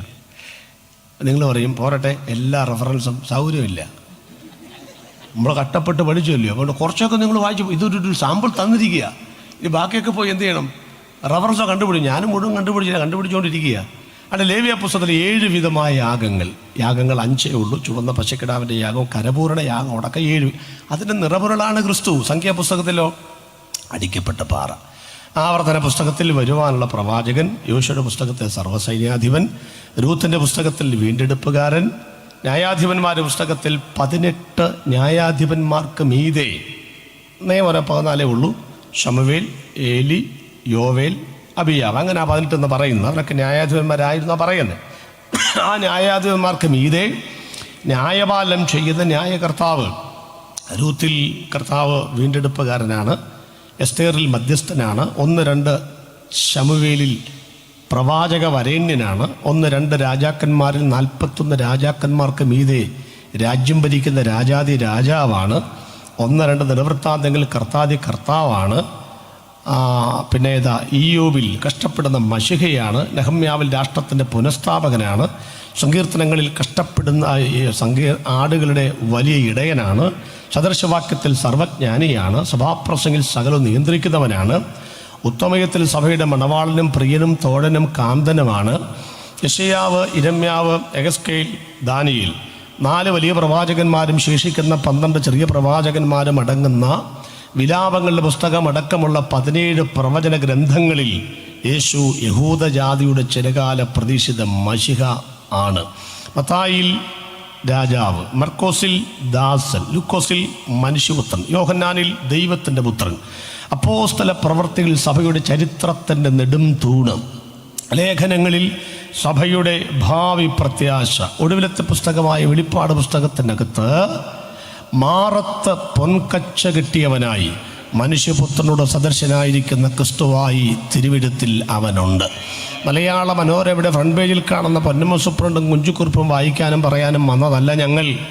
ഏതെങ്കിലും ഇതിഹാസങ്ങളിലും പുരാണങ്ങളിലും പറയുന്ന കടങ്കഥകളിൽ കാണുന്ന കഥാപാത്രത്തെ അവതരിപ്പിക്കാനും വന്നതല്ല ഞങ്ങൾ. മറിച്ച് സങ്കീർത്തനത്തിലും എബ്രാലേഖനവും ആവർത്തിച്ചു ഒരു വാക്കുണ്ട്, ഇതാ പുസ്തകത്തിൻ്റെ ചുരുളുകളിൽ എന്നെ കുറിച്ച് എഴുതിയിരിക്കുന്നു. കടങ്കഥ പറയാനല്ല ഞങ്ങൾ വന്നിരിക്കുന്നത്. എഴുതപ്പെട്ടത് കൊണ്ട് ലോകത്തിൽ വന്ന ചരിത്ര പുരുഷനായി ഒരുവനുണ്ടെങ്കിൽ ഞങ്ങൾ പ്രസംഗിക്കുന്ന വാഴ്ത്തപ്പെട്ട കർത്താവായ യേശുക്രിസ്തുവാണതെന്ന്. അതുകൊണ്ട് പുസ്തകത്തിൻ്റെ ചുരുളുകളിൽ കണ്ടോ, യേശുക്രിസ്തു ആലയത്തിൽ ആദ്യം പുസ്തകം വിടർത്തി. എന്തോ സംഭവിച്ചു? കൂനിയായ സ്ത്രീയൊക്കെ എഴുന്നേറ്റ് നിൽക്കുകയാണെന്ന്. കാരണം എന്താ? 8 പശു പുല്ലതിൻ്റെത്തില്ലല്ലോ. ആ എഴുതിയവൻ ആലയത്തിലേക്ക് വന്നപ്പോൾ അത്ഭുതങ്ങൾ നടക്കാൻ തുടങ്ങി. ആലയത്തിനകത്ത് നടക്കുന്നു, ദേവാലയ ഗോപുരത്തിൻ്റെ വാതിൽ ഇരിക്കുന്നവൻ നടക്കുന്നു. ആ യേശു ഇന്ന് രാത്രിയിൽ പുസ്തകങ്ങളിലെല്ലാം മറിച്ച് ഈ മുട്ടച്ചൽ കൺവെൻഷന്റെ 3-ാമത്തെ രാത്രിയിൽ തൻ്റെ തേജസ് വാരി ചുറ്റി നമ്മുടെ നടുവിലേക്ക് അവൻ ജീവനുള്ള ദൈവമായി എഴുന്നേറ്റവൻ വന്നിട്ടുണ്ടെങ്കിൽ, യേശുക്രിസ്തു ഭൂമിയിൽ ജീവിച്ചിരുന്ന കാലഘട്ടത്തിൽ നടന്ന കാര്യങ്ങൾ ചെയ്യാൻ യേശുക്രിസ്തു ഇന്നും ജീവിക്കുന്ന ദൈവമായി നമ്മുടെ നടുവിലുണ്ടെന്ന് എഴുതപ്പെട്ടത് കൊണ്ട് വന്ന ദൈവോത്തരനെ പ്രസംഗിക്കുകയാണ് ഞങ്ങൾ ഇനി ആരെയും ലോകത്തിൽ രക്ഷിതാവായി പ്രതീക്ഷിക്കുന്നില്ല. വേറെ ഒരു ദൈവത്തിന്റെ അവതാരം ഞങ്ങൾ വിശ്വസിക്കുന്നില്ല. ഞങ്ങൾ ഡിക്ലറേഷൻ സമ്പൂർണ്ണമായി നടത്തിയിരിക്കുന്നു. വരാനുള്ളവൻ വന്നു കഴിഞ്ഞു. മനുഷ്യവർഗത്തിന്റെ പാപത്തിന് വേണ്ടി ക്രൂശിൽ മരിക്കാനുള്ളവൻ മരിച്ചു കഴിഞ്ഞു. ഞങ്ങൾക്ക് ഡിസംബർ 25-മില്ല, ഏപ്രിൽ 14-മില്ല. യേശു ക്രൂശിൽ മരിച്ചു, അടക്കപ്പെട്ടു, ഉയർത്തെഴുന്നേറ്റ് സ്വർഗത്തിൽ ജീവിക്കുന്നു. വിടുന്നു. വിവിധമായി എന്ന് പറഞ്ഞാൽ എന്താ? വിവിധ സ്റ്റൈലിൽ, വിവിധ രീതികളിൽ എന്നാണ്. ഒരു സ്റ്റൈൽ മന്നനല്ല യേശുക്രിസ്തു.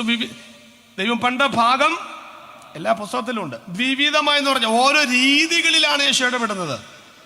ഞാനത് പറയാനായിട്ട് കുറേ ഇങ്ങനെ പറയുന്നതിനേക്കാൾ ഒരു ഉദാഹരണത്തിലേക്ക്, ഇതെല്ലാം ഞങ്ങളുടെ ഉപദേശമാരുടെ ഉദാഹരണങ്ങളൊക്കെ. കർത്താവ് മരിച്ചു, 3 ദിവസം കഴിഞ്ഞാൽ ഉയർത്തട്ടെ. അപ്പം 3 ദിവസം എവിടെ പോയി? 3 ദിവസം കർത്താവ് എവിടെ പോയി? പാതാള ലോകത്തിലേക്ക് പോയെന്നേ. പാതാള ലോകം, പാതാളം പറഞ്ഞാൽ ഭൂമിയെ 3ആയിട്ട് തിരിക്കും. ക്രസ്റ്റ്, മാൻഡിൽ, കോർ അല്ലെങ്കിൽ ഉൾക്കാമ്പ്. ഒന്നാമത്തെ ഭാഗത്തിനും രണ്ടാമത്തെ ഭാഗത്തിനും ഇടയിലുള്ള 3-4 സ്ഥലങ്ങളിൽ ഒന്നാണ് ഒന്നാമത്തെ പാതാളം. അപ്പം പാതാള ലോകത്ത് ചെല്ലുമ്പോൾ അവിടെ ആരൊക്കെ ഇരിപ്പുണ്ട്?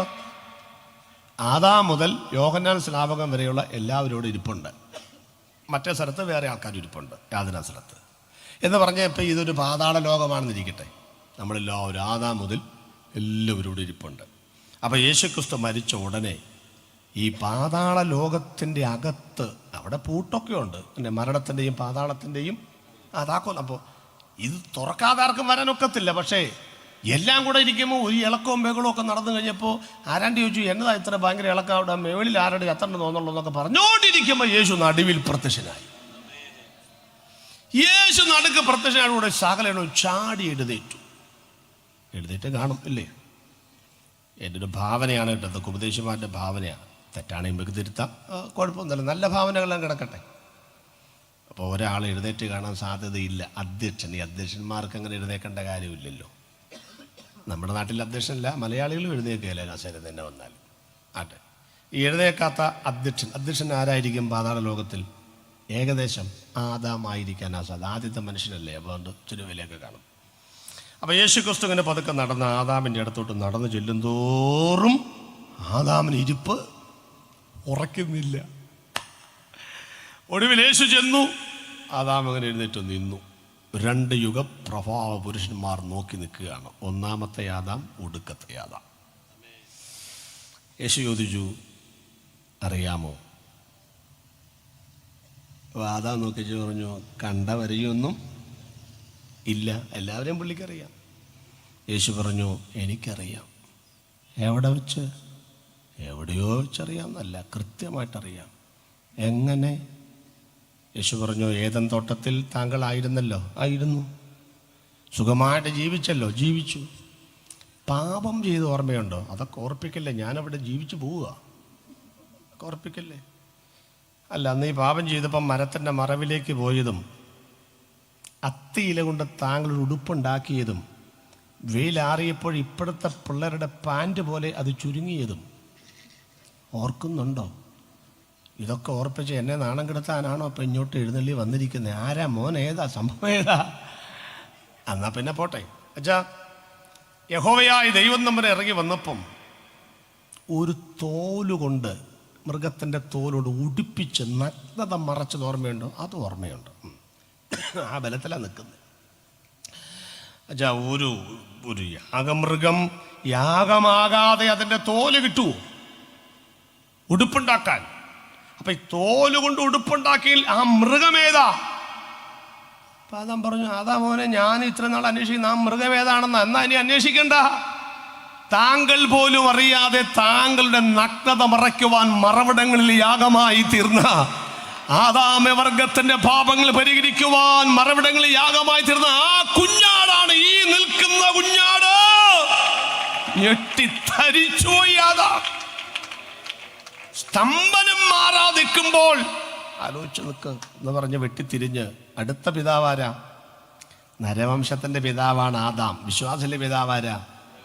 അബ്രഹാം. അങ്ങനെ നിൽക്കുക. എന്നാൽ പിന്നെ അങ്ങോട്ട് അടുത്തപ്പോഴേ അബ്രഹാം പറഞ്ഞു, മനസ്സിലായി. അബ്രഹാമേ, ബാലന്റെ മേൽ കൈവെക്കരുത്. അന്ന് ഞാൻ തിരിഞ്ഞു നോക്കിയപ്പോൾ അന്ന് ആ മോറിയ മലയിൽ കൊമ്പ് കാട്ടിൽ കുരുങ്ങിയ ആ കോലാട്ടുകൊറ്റനല്ലേ ഈ നിൽക്കുന്നത്? 100 മാർക്ക്. യോവിന്റെ യെശയ്യാവിന്റെ അടുക്കൽ, ഇരിമ്യാവിന്റെ അടുക്കലൊക്കെ ചെന്ന് ഓരോന്ന് പറഞ്ഞുകൊണ്ടിരിക്കുമ്പോൾ യോഹന്നാൻ ചാടി വിളിച്ചു പറഞ്ഞു, ഞാൻ പറഞ്ഞില്ലേ ഒരു പുള്ളിയെ കണ്ടേച്ചാ പോന്നിരിക്കുന്നതെന്ന്? ഇതാ ലോകത്തിന്റെ പാപം ചുമക്കുന്നു ദൈവത്തിന്റെ കുഞ്ഞാട്. ഇതാണ് ഞാൻ പറഞ്ഞ ആ മനുഷ്യൻ. ഉൽപ്പത്തിയിൽ മറവിടങ്ങളിൽ യാഗമായ ഒരു യാഗമൃഗമായി, നോഹയുടെ കാലഘട്ടത്തിൽ ഉയർന്നു പൊങ്ങുന്ന പെട്ടകമായി, ഗിദെയോന്റെ കാലഘട്ടത്തിലും മറ്റുമൊക്കെ മഞ്ഞിൽ തോലിൽ പെയ്തിറങ്ങുന്ന മഞ്ഞായി, യെശയ്യാവിൽ കാണാതെ പോയ ആടുകളെ അന്വേഷിച്ചു പോകുന്ന ഇടയനായി. ഇതാണ് ഭാഗമായി പല രീതികളിൽ. അപ്പൊ ദൈവം പണ്ട് ഭാഗമായി വിവിധമായി, ഇപ്പൊ പറഞ്ഞു വിവിധമായി പ്രവാചകന്മാർ മുഖാന്തരം സംസാരിച്ചു. അതങ്ങനെ ഒരു കാലം. ഇന്നതില്ല മക്കളെ.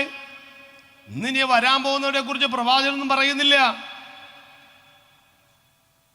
ഇവരെല്ലാം പറഞ്ഞു കഴിഞ്ഞപ്പോ കർത്താവ് പറയാണ്, വചനം പറയാണ്, ഇന്ന് അന്ത്യകാലത്തെ പുത്രൻ മുഖാന്തരം ഇനി സുവിശേഷ പ്രസംഗം, ഇനിയുള്ള രക്ഷാദൂതുകൾ വേറെ ഒരു മാർഗത്തിലൂടെയും അല്ല അറിയിക്കേണ്ടത്. പുത്രൻ എന്താണോ ലോകത്തിൽ ചെയ്തത് അതാണ് പറയേണ്ടത്.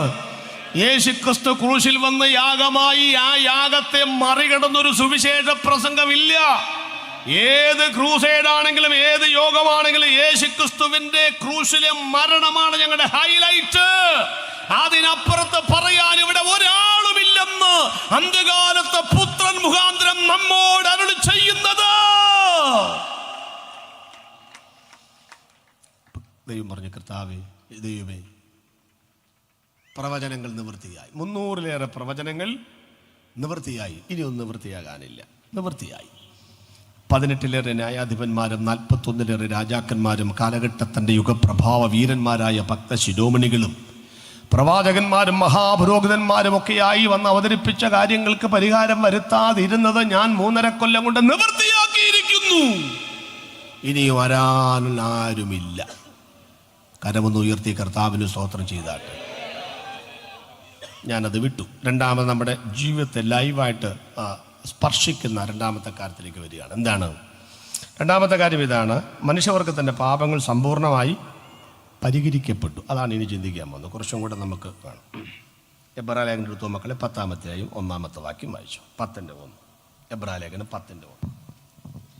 ന്യായപ്രമാണം വരുവാനുള്ള നന്മകളുടെ നിഴലല്ലാതെ കാര്യങ്ങളുടെ സാക്ഷാൽ സ്വരൂപമല്ലായക കൊണ്ട് ആണ്ടുതോറും ഇടവിടാതെ കഴിച്ചു വരുന്ന അതേ യാഗങ്ങളാൽ അടുത്തു വരുന്നവർക്ക് സൽഗുണപൂർത്തി വരുത്തുവാൻ ഒരു നാളും കഴിവുള്ളതല്ല. വളരെ മനോഹരമായിട്ട് വായിച്ചിട്ടുണ്ട്, ശ്രദ്ധിച്ചു. ന്യായപ്രമാണം വരുവാനുള്ള നന്മകളുടെ നിഴലല്ലാതെ കാര്യങ്ങളുടെ സാക്ഷാൽ സ്വരൂപമല്ലാത്തത് കൊണ്ട് ആണ്ടുതോറും ഇടവിടാതെ കഴിച്ചു വരുന്ന അതേ യാഗങ്ങളാൽ അടുത്തു വരുന്നവർക്ക് സൽഗുണപൂർത്തി വരുത്തുവാൻ ഒരു നാളും. ഇങ്ങനെയൊക്കെ പറഞ്ഞാൽ നമുക്ക് പെട്ടെന്ന് മനസ്സിലാകത്തല്ലേ കേട്ടോ. അതുകൊണ്ട് ഞാനതൊന്ന് ലളിതമാക്കി തരാം. ഇപ്പം നമ്മൾ ചിന്തിക്കുന്നത് യേശുക്രിസ്തു ക്രൂശിൽ മരിച്ചതുകൊണ്ട് പ്രവചനങ്ങൾ നിവൃത്തിയായി. രണ്ടാമത്തെ, നമ്മുടെ പാപങ്ങൾ സമ്പൂർണ്ണമായിട്ട് എന്ത് ചെയ്തു? പരിഹരിച്ചു. അതായി പറയുന്നത്. പഴയ നിയമത്തിൽ പാപപരിഹാരം ഉണ്ടായിരുന്നു, പക്ഷെ എന്തല്ലായിരുന്നു? സമ്പൂർണ്ണമല്ലായിരുന്നു. ഒരു താൽക്കാലിക സംവിധാനം ഉണ്ടായിരുന്നു. അതാണ് ന്യായപ്രമാണം എന്ന് പറഞ്ഞത്. ന്യായമായ പ്രമാണം വരുവാനുള്ള നന്മയുടെ, ആരാ വരാനുള്ള നന്മ? നസറേത്ത് തവല നന്മയും യേശുക്രിസ്തു. പഴയ നിയമം പുതിയ നിയമത്തിൻ്റെ നിഴലായിരുന്നു, അല്ലാതെ കാര്യങ്ങളുടെ സാക്ഷാൽ സ്വരൂപമല്ല. അപ്പം അത് കൊണ്ട് നടക്കാമോ? കൊണ്ട് നടക്കാം, കുഴപ്പമൊന്നുമില്ല. അത് പ്രമാണിക്കാമോ? പ്രമാണിക്കാം. ഏതുവരെ? യേശുക്രിസ്തുവിനെ അറിയുന്നത് വരെ, യേശുക്രിസ്തുവിൻ്റെ ക്രൂശിനെ വിശ്വസിക്കുന്ന വരെ മാത്രമേ അതിന് പ്രസക്തിയുള്ളൂ. അത് കഴിഞ്ഞാൽ അത് മറഞ്ഞു. അത് മോശപ്പെട്ട കാര്യമൊന്നുമില്ല, അതിലേക്കാണ് വരുന്നത്. അതിൻ്റെ ഒരു ക്രമപ്രശ്നം അവതരിപ്പിക്കുകയാണ്. വളരെ ശ്രദ്ധയോടെ ഇരിക്കണം. ഇവിടുത്തെ ഒരു മതങ്ങളെയും കുറിച്ചല്ല പറയുന്നത്, യഹൂദൻ്റെ മതത്തെക്കുറിച്ചും അതിൻ്റെ പുതിയ വേർഷനെ കുറിച്ചാണ് പറയുന്നത്. പഴയ നിയമത്തിൽ ഈ യാഗം നടത്തുന്നവർക്ക് പാപബോധമില്ല. പഴയ നിയമത്തിൽ ഇപ്പം ഇത് യഹൂദൻ്റെ പള്ളിയാണെന്ന് ഇരിക്കട്ടെ. അപ്പം അവൻ ശനിയാഴ്ച ആരാധനയ്ക്ക് വരിക. അവൻ്റെ വെള്ളറടെ ഇറങ്ങിയിട്ട് ഇങ്ങനെ നടന്നു പോരുമ്പം ഒരച്ചാൻ്റെ കയ്യിൽ 2 കുറുപ്രാവുണ്ട്. അപ്പോൾ ഈ കലുങ്കലിരിക്കുന്ന ആളുകളൊക്കെ, നമ്മളൊക്കെ പണ്ട് ആരാധനയ്ക്ക് പോകുമ്പോൾ അല്ല കലുങ്കലൊക്കെ ഈ വേലിപ്പത്തലയിൽ ഓന്തിരിക്കുന്ന പോലെ കുറേ ആൾ ഇരിക്കാറുണ്ട്. അപ്പോൾ ഓന്തിനൊന്നും ചെയ്യാൻ പറ്റിയില്ലെങ്കിലും നമ്മൾ പോകുമ്പം പിന്നെ കുടിനീരിറക്കുന്ന പോലെ നമ്മളിങ്ങനെ പോകുമ്പം സ്വസ്ത്രം എന്ന് നമ്മൾ പോയി കഴിയുമ്പം, സ്വസ്ത്രമൊന്നും പറയാൻ അറിയാമില്ല, അതുകൊണ്ട് ഈ സ്വസ്ത്രമൊക്കെ പറയുന്നത്. അങ്ങനെ പറഞ്ഞു പോകുന്ന കുറേ ആളുകൾ നമ്മൾ കണ്ടിട്ടുണ്ട്. സത്യം പറഞ്ഞാൽ അത് നമ്മുടെ ഒരു ബലമായിരുന്നു, അല്ലേ? ബലമായിരുന്നു. അപ്പം ചില സൗകര്യമാരൊക്കെ ഒറ്റയ്ക്ക് രക്ഷിക്കപ്പെട്ടു. എൻ്റെ പൊന്നേ കുഴിച്ചിടാൻ ശവക്കോട്ടയില്ല, പ്രശ്നം ഹോളില്ല, നാട്ടുകാരുടെ നിന്നയും പരിഹാസമൊക്കെ ഇട്ട് ഇങ്ങനെ കഷ്ടപ്പെട്ട് പ്രയാസപ്പെട്ട് നാണിച്ചാൽ സിറ്റി. അന്നേരമാണ് സ്വോത്രം എന്നൊക്കെ പറഞ്ഞ് കളിയാക്കുന്നത്. അത് ചിലപ്പോൾ വേണ്ടപ്പെട്ടവരൊക്കെ ആയിരിക്കും. ആ വിഷമമൊക്കെ സങ്കടമൊക്കെ വന്ന് ചർച്ചിൽ വന്ന് കയറുമ്പോഴാണ് പാട്ട് വരുന്നത്. പരിഹാസം ചൊല്ലി ശത്രു നേർക്ക് വരുമ്പോൾ സ്തോത്രം പാടി ആശ്വസിപ്പാൻ ശക്തി നൽകുന്ന ക്രിസ്ത്യ ജീവിതം പോൽ ഭാഗ്യം പാരിലെന്തുള്ളൂ. ക്രിസ്ത്യ ജീവിതം പോൽ ഭാഗ്യം പാരിലെന്തുള്ളൂ. എന്നെ മനോഹരമായ പാട്ടല്ലേ. ഇപ്പം പിന്നെ അങ്ങനെ പാട്ട് പാടി സാക്ഷിയൊന്നുമില്ല. കാരണം ഈ ഓന്തന്മാരൊന്നും ഇപ്പം ഇല്ല കലുങ്കയിൽ. അവർ മടുത്തു. കാരണം നമ്മളെ കൊണ്ട് രക്ഷയില്ലെന്ന് അവർക്ക് മനസ്സിലായി. ഇപ്പം പറഞ്ഞല്ലോ, ഇത്രയും ആളുകളുണ്ടോ ബെന്തിക്കോസിനാന്ന് ചോദിച്ചു പോലെ. അങ്ങനെ ബെന്തിക്കോസ് ഒരുത്തനിൽ നിന്നാണ് ഉളവാക്കിയത്. അങ്ങനെ ബൈബിൾ ആരംഭിക്കുന്നത്. അവസാനിക്കുന്നത് എങ്ങനെയാണെന്നറിയാമോ? എണ്ണിക്കൂടാത്ത പുരുഷാരം കയ്യിൽ കുരുത്തോലയുമായി കീറുന്നത് കണ്ടുകൊണ്ട. ഇത് സത്യമാർഗമാണെന്നുള്ളതിൻ്റെ തെളിവാണ് മക്കളെ. ഇത് എണ്ണാനൊക്കില്ല. എണ്ണാമെങ്കിൽ എണ്ണിക്കോ എന്ന് പറഞ്ഞ പല എണ്ണവും ഇപ്പം എണ്ണാനൊക്കത്തില്ല. എണ്ണമില്ല, ആളെ കൂലിക്ക് വിളിക്കണം. എന്നാൽ ഇതങ്ങനല്ല. ശവക്കോട്ടയിൽ അവസാനിക്കുന്ന മാർഗമല്ലിത്. ശവക്കോട്ടയിൽ ഉദ്ഘാടനം ചെയ്ത ഒറ്റ പ്രസ്ഥാനമുണ്ടെങ്കിൽ യേശുവിന്റെ പ്രസ്ഥാനമല്ലാതെ വേറൊന്ന് ലോകത്തിൽ ഇല്ലെന്ന്. അപ്പോ എന്നെ പോകുമ്പോ അച്ഛാ 2 കുറുപ്രാവിനെ കൊണ്ട് പോകട്ടെ മത്തായിച്ചായിട്ട്. ഞങ്ങളുടെ നാട്ടിലെ പേരുകളാണ്. ഇവിടെയൊക്കെ പേരൊക്കെ നല്ല ഇന്റർനാഷണൽ പേരായിട്ട് വാരണങ്കാർക്ക്. എൻ്റെ പൊന്നു ഭയങ്കര പേരാ. അപ്പം ഞങ്ങളുടെ നാട്ടിലെ പേര് പറഞ്ഞാൽ ശീലം. അപ്പോൾ മത്തായിച്ചേട്ടു എന്തോ 2 കുറുപ്രാവേ ഉള്ളോ പള്ളി പോകുമ്പോൾ എന്ന് പറഞ്ഞാൽ ഈ കുറുപ്രാവിനെ കൊണ്ട് പോകുന്നത്. ഈ കുറ്റിവീടി വലിച്ചാൽ എന്ത് മതി? കുറുപ്രാവ് മതി. അത്രയുള്ളൂ.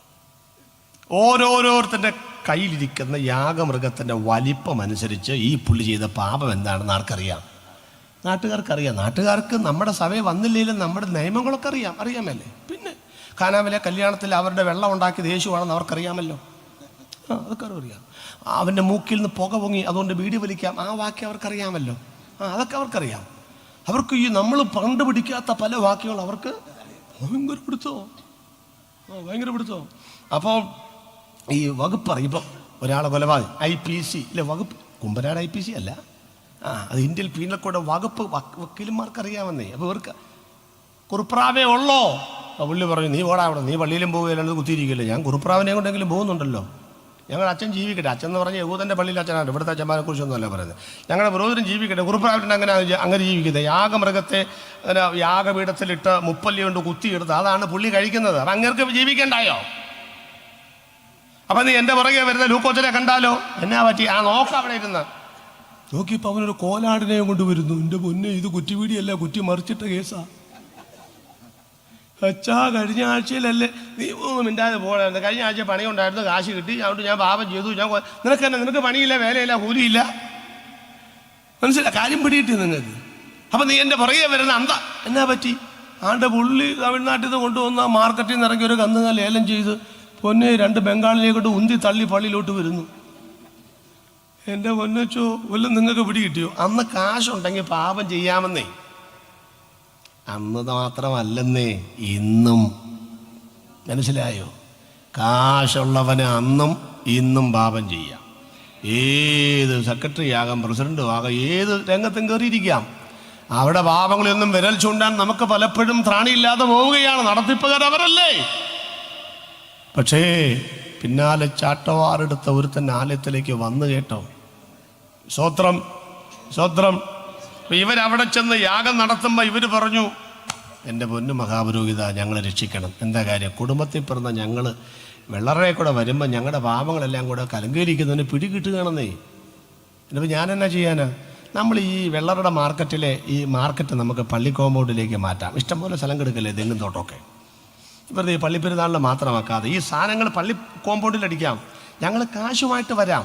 കാശുമായിട്ട് വന്ന് ഇവിടെ വന്ന് സംഗതി ലേലം ചെയ്ത് അപ്പം ആൾക്കാരറിയത്തില്ലല്ലോ നമ്മുടെ കാര്യം. ഇതിനെ നാട്ടുകാരറിയിക്കുന്നേ. അപ്പം അങ്ങേര് പറഞ്ഞു എന്നാൽ പിന്നെ ആയിക്കോട്ടെ, കാരണം ഇങ്ങേരില്ലാണ്ട് അങ്ങേർക്ക് ജീവിക്കാൻ പറ്റൂ. പഴയമത്തിൽ പറയുന്ന ജനത്തിൻ്റെ പാപങ്ങൾക്ക് കണിശമായി കാര്യങ്ങൾ പറഞ്ഞ് മനസ്സിലാക്കേണ്ടയാളാണ് പുരോഹിതൻ. പക്ഷെ പറ്റിപ്പോയി, അവർ ജനത്തിൻ്റെ പാമ്പുകൾ കൂട്ടുനിന്നു. അങ്ങനെ വ്യാപാരം എവിടെ നടന്നു? പള്ളി കോമ്പൗണ്ടിൽ. എങ്ങനെ നടക്കാതിരിക്കും? അന്നത്തെ പുരോഹിതന്മാരെ പറഞ്ഞിട്ട് കാര്യമുണ്ടോ? ഒരുത്തൻ കുറുപ്പാനായും കൊണ്ടുവന്നു, തല വെട്ടിക്കളഞ്ഞു, മൂത്രപിണ്ഡം, വവ, കയ്യ്, കാല്, ചിറക്, വാല് ഒക്കെ വെട്ടിക്കളഞ്ഞു. പിന്നെ എന്നാ ഉണ്ട്?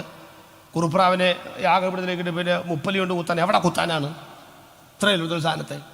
അപ്പോൾ അതിനുവേണ്ടി പ്രാർത്ഥിക്കുമ്പോൾ എൻ്റെ ചിന്തയിൽ 2 പ്രാർത്ഥനയാണ്. ഒന്നാം, യഹോവേ, ഈ ചേട്ടൻ കൊണ്ടുവന്ന കുറ്റി വീടിയുടെ പാപത്തെ ഈ കുറുപ്രാവിൻ്റെ യാഗം ക്ഷമിച്ചു കൊടുക്കണമേ.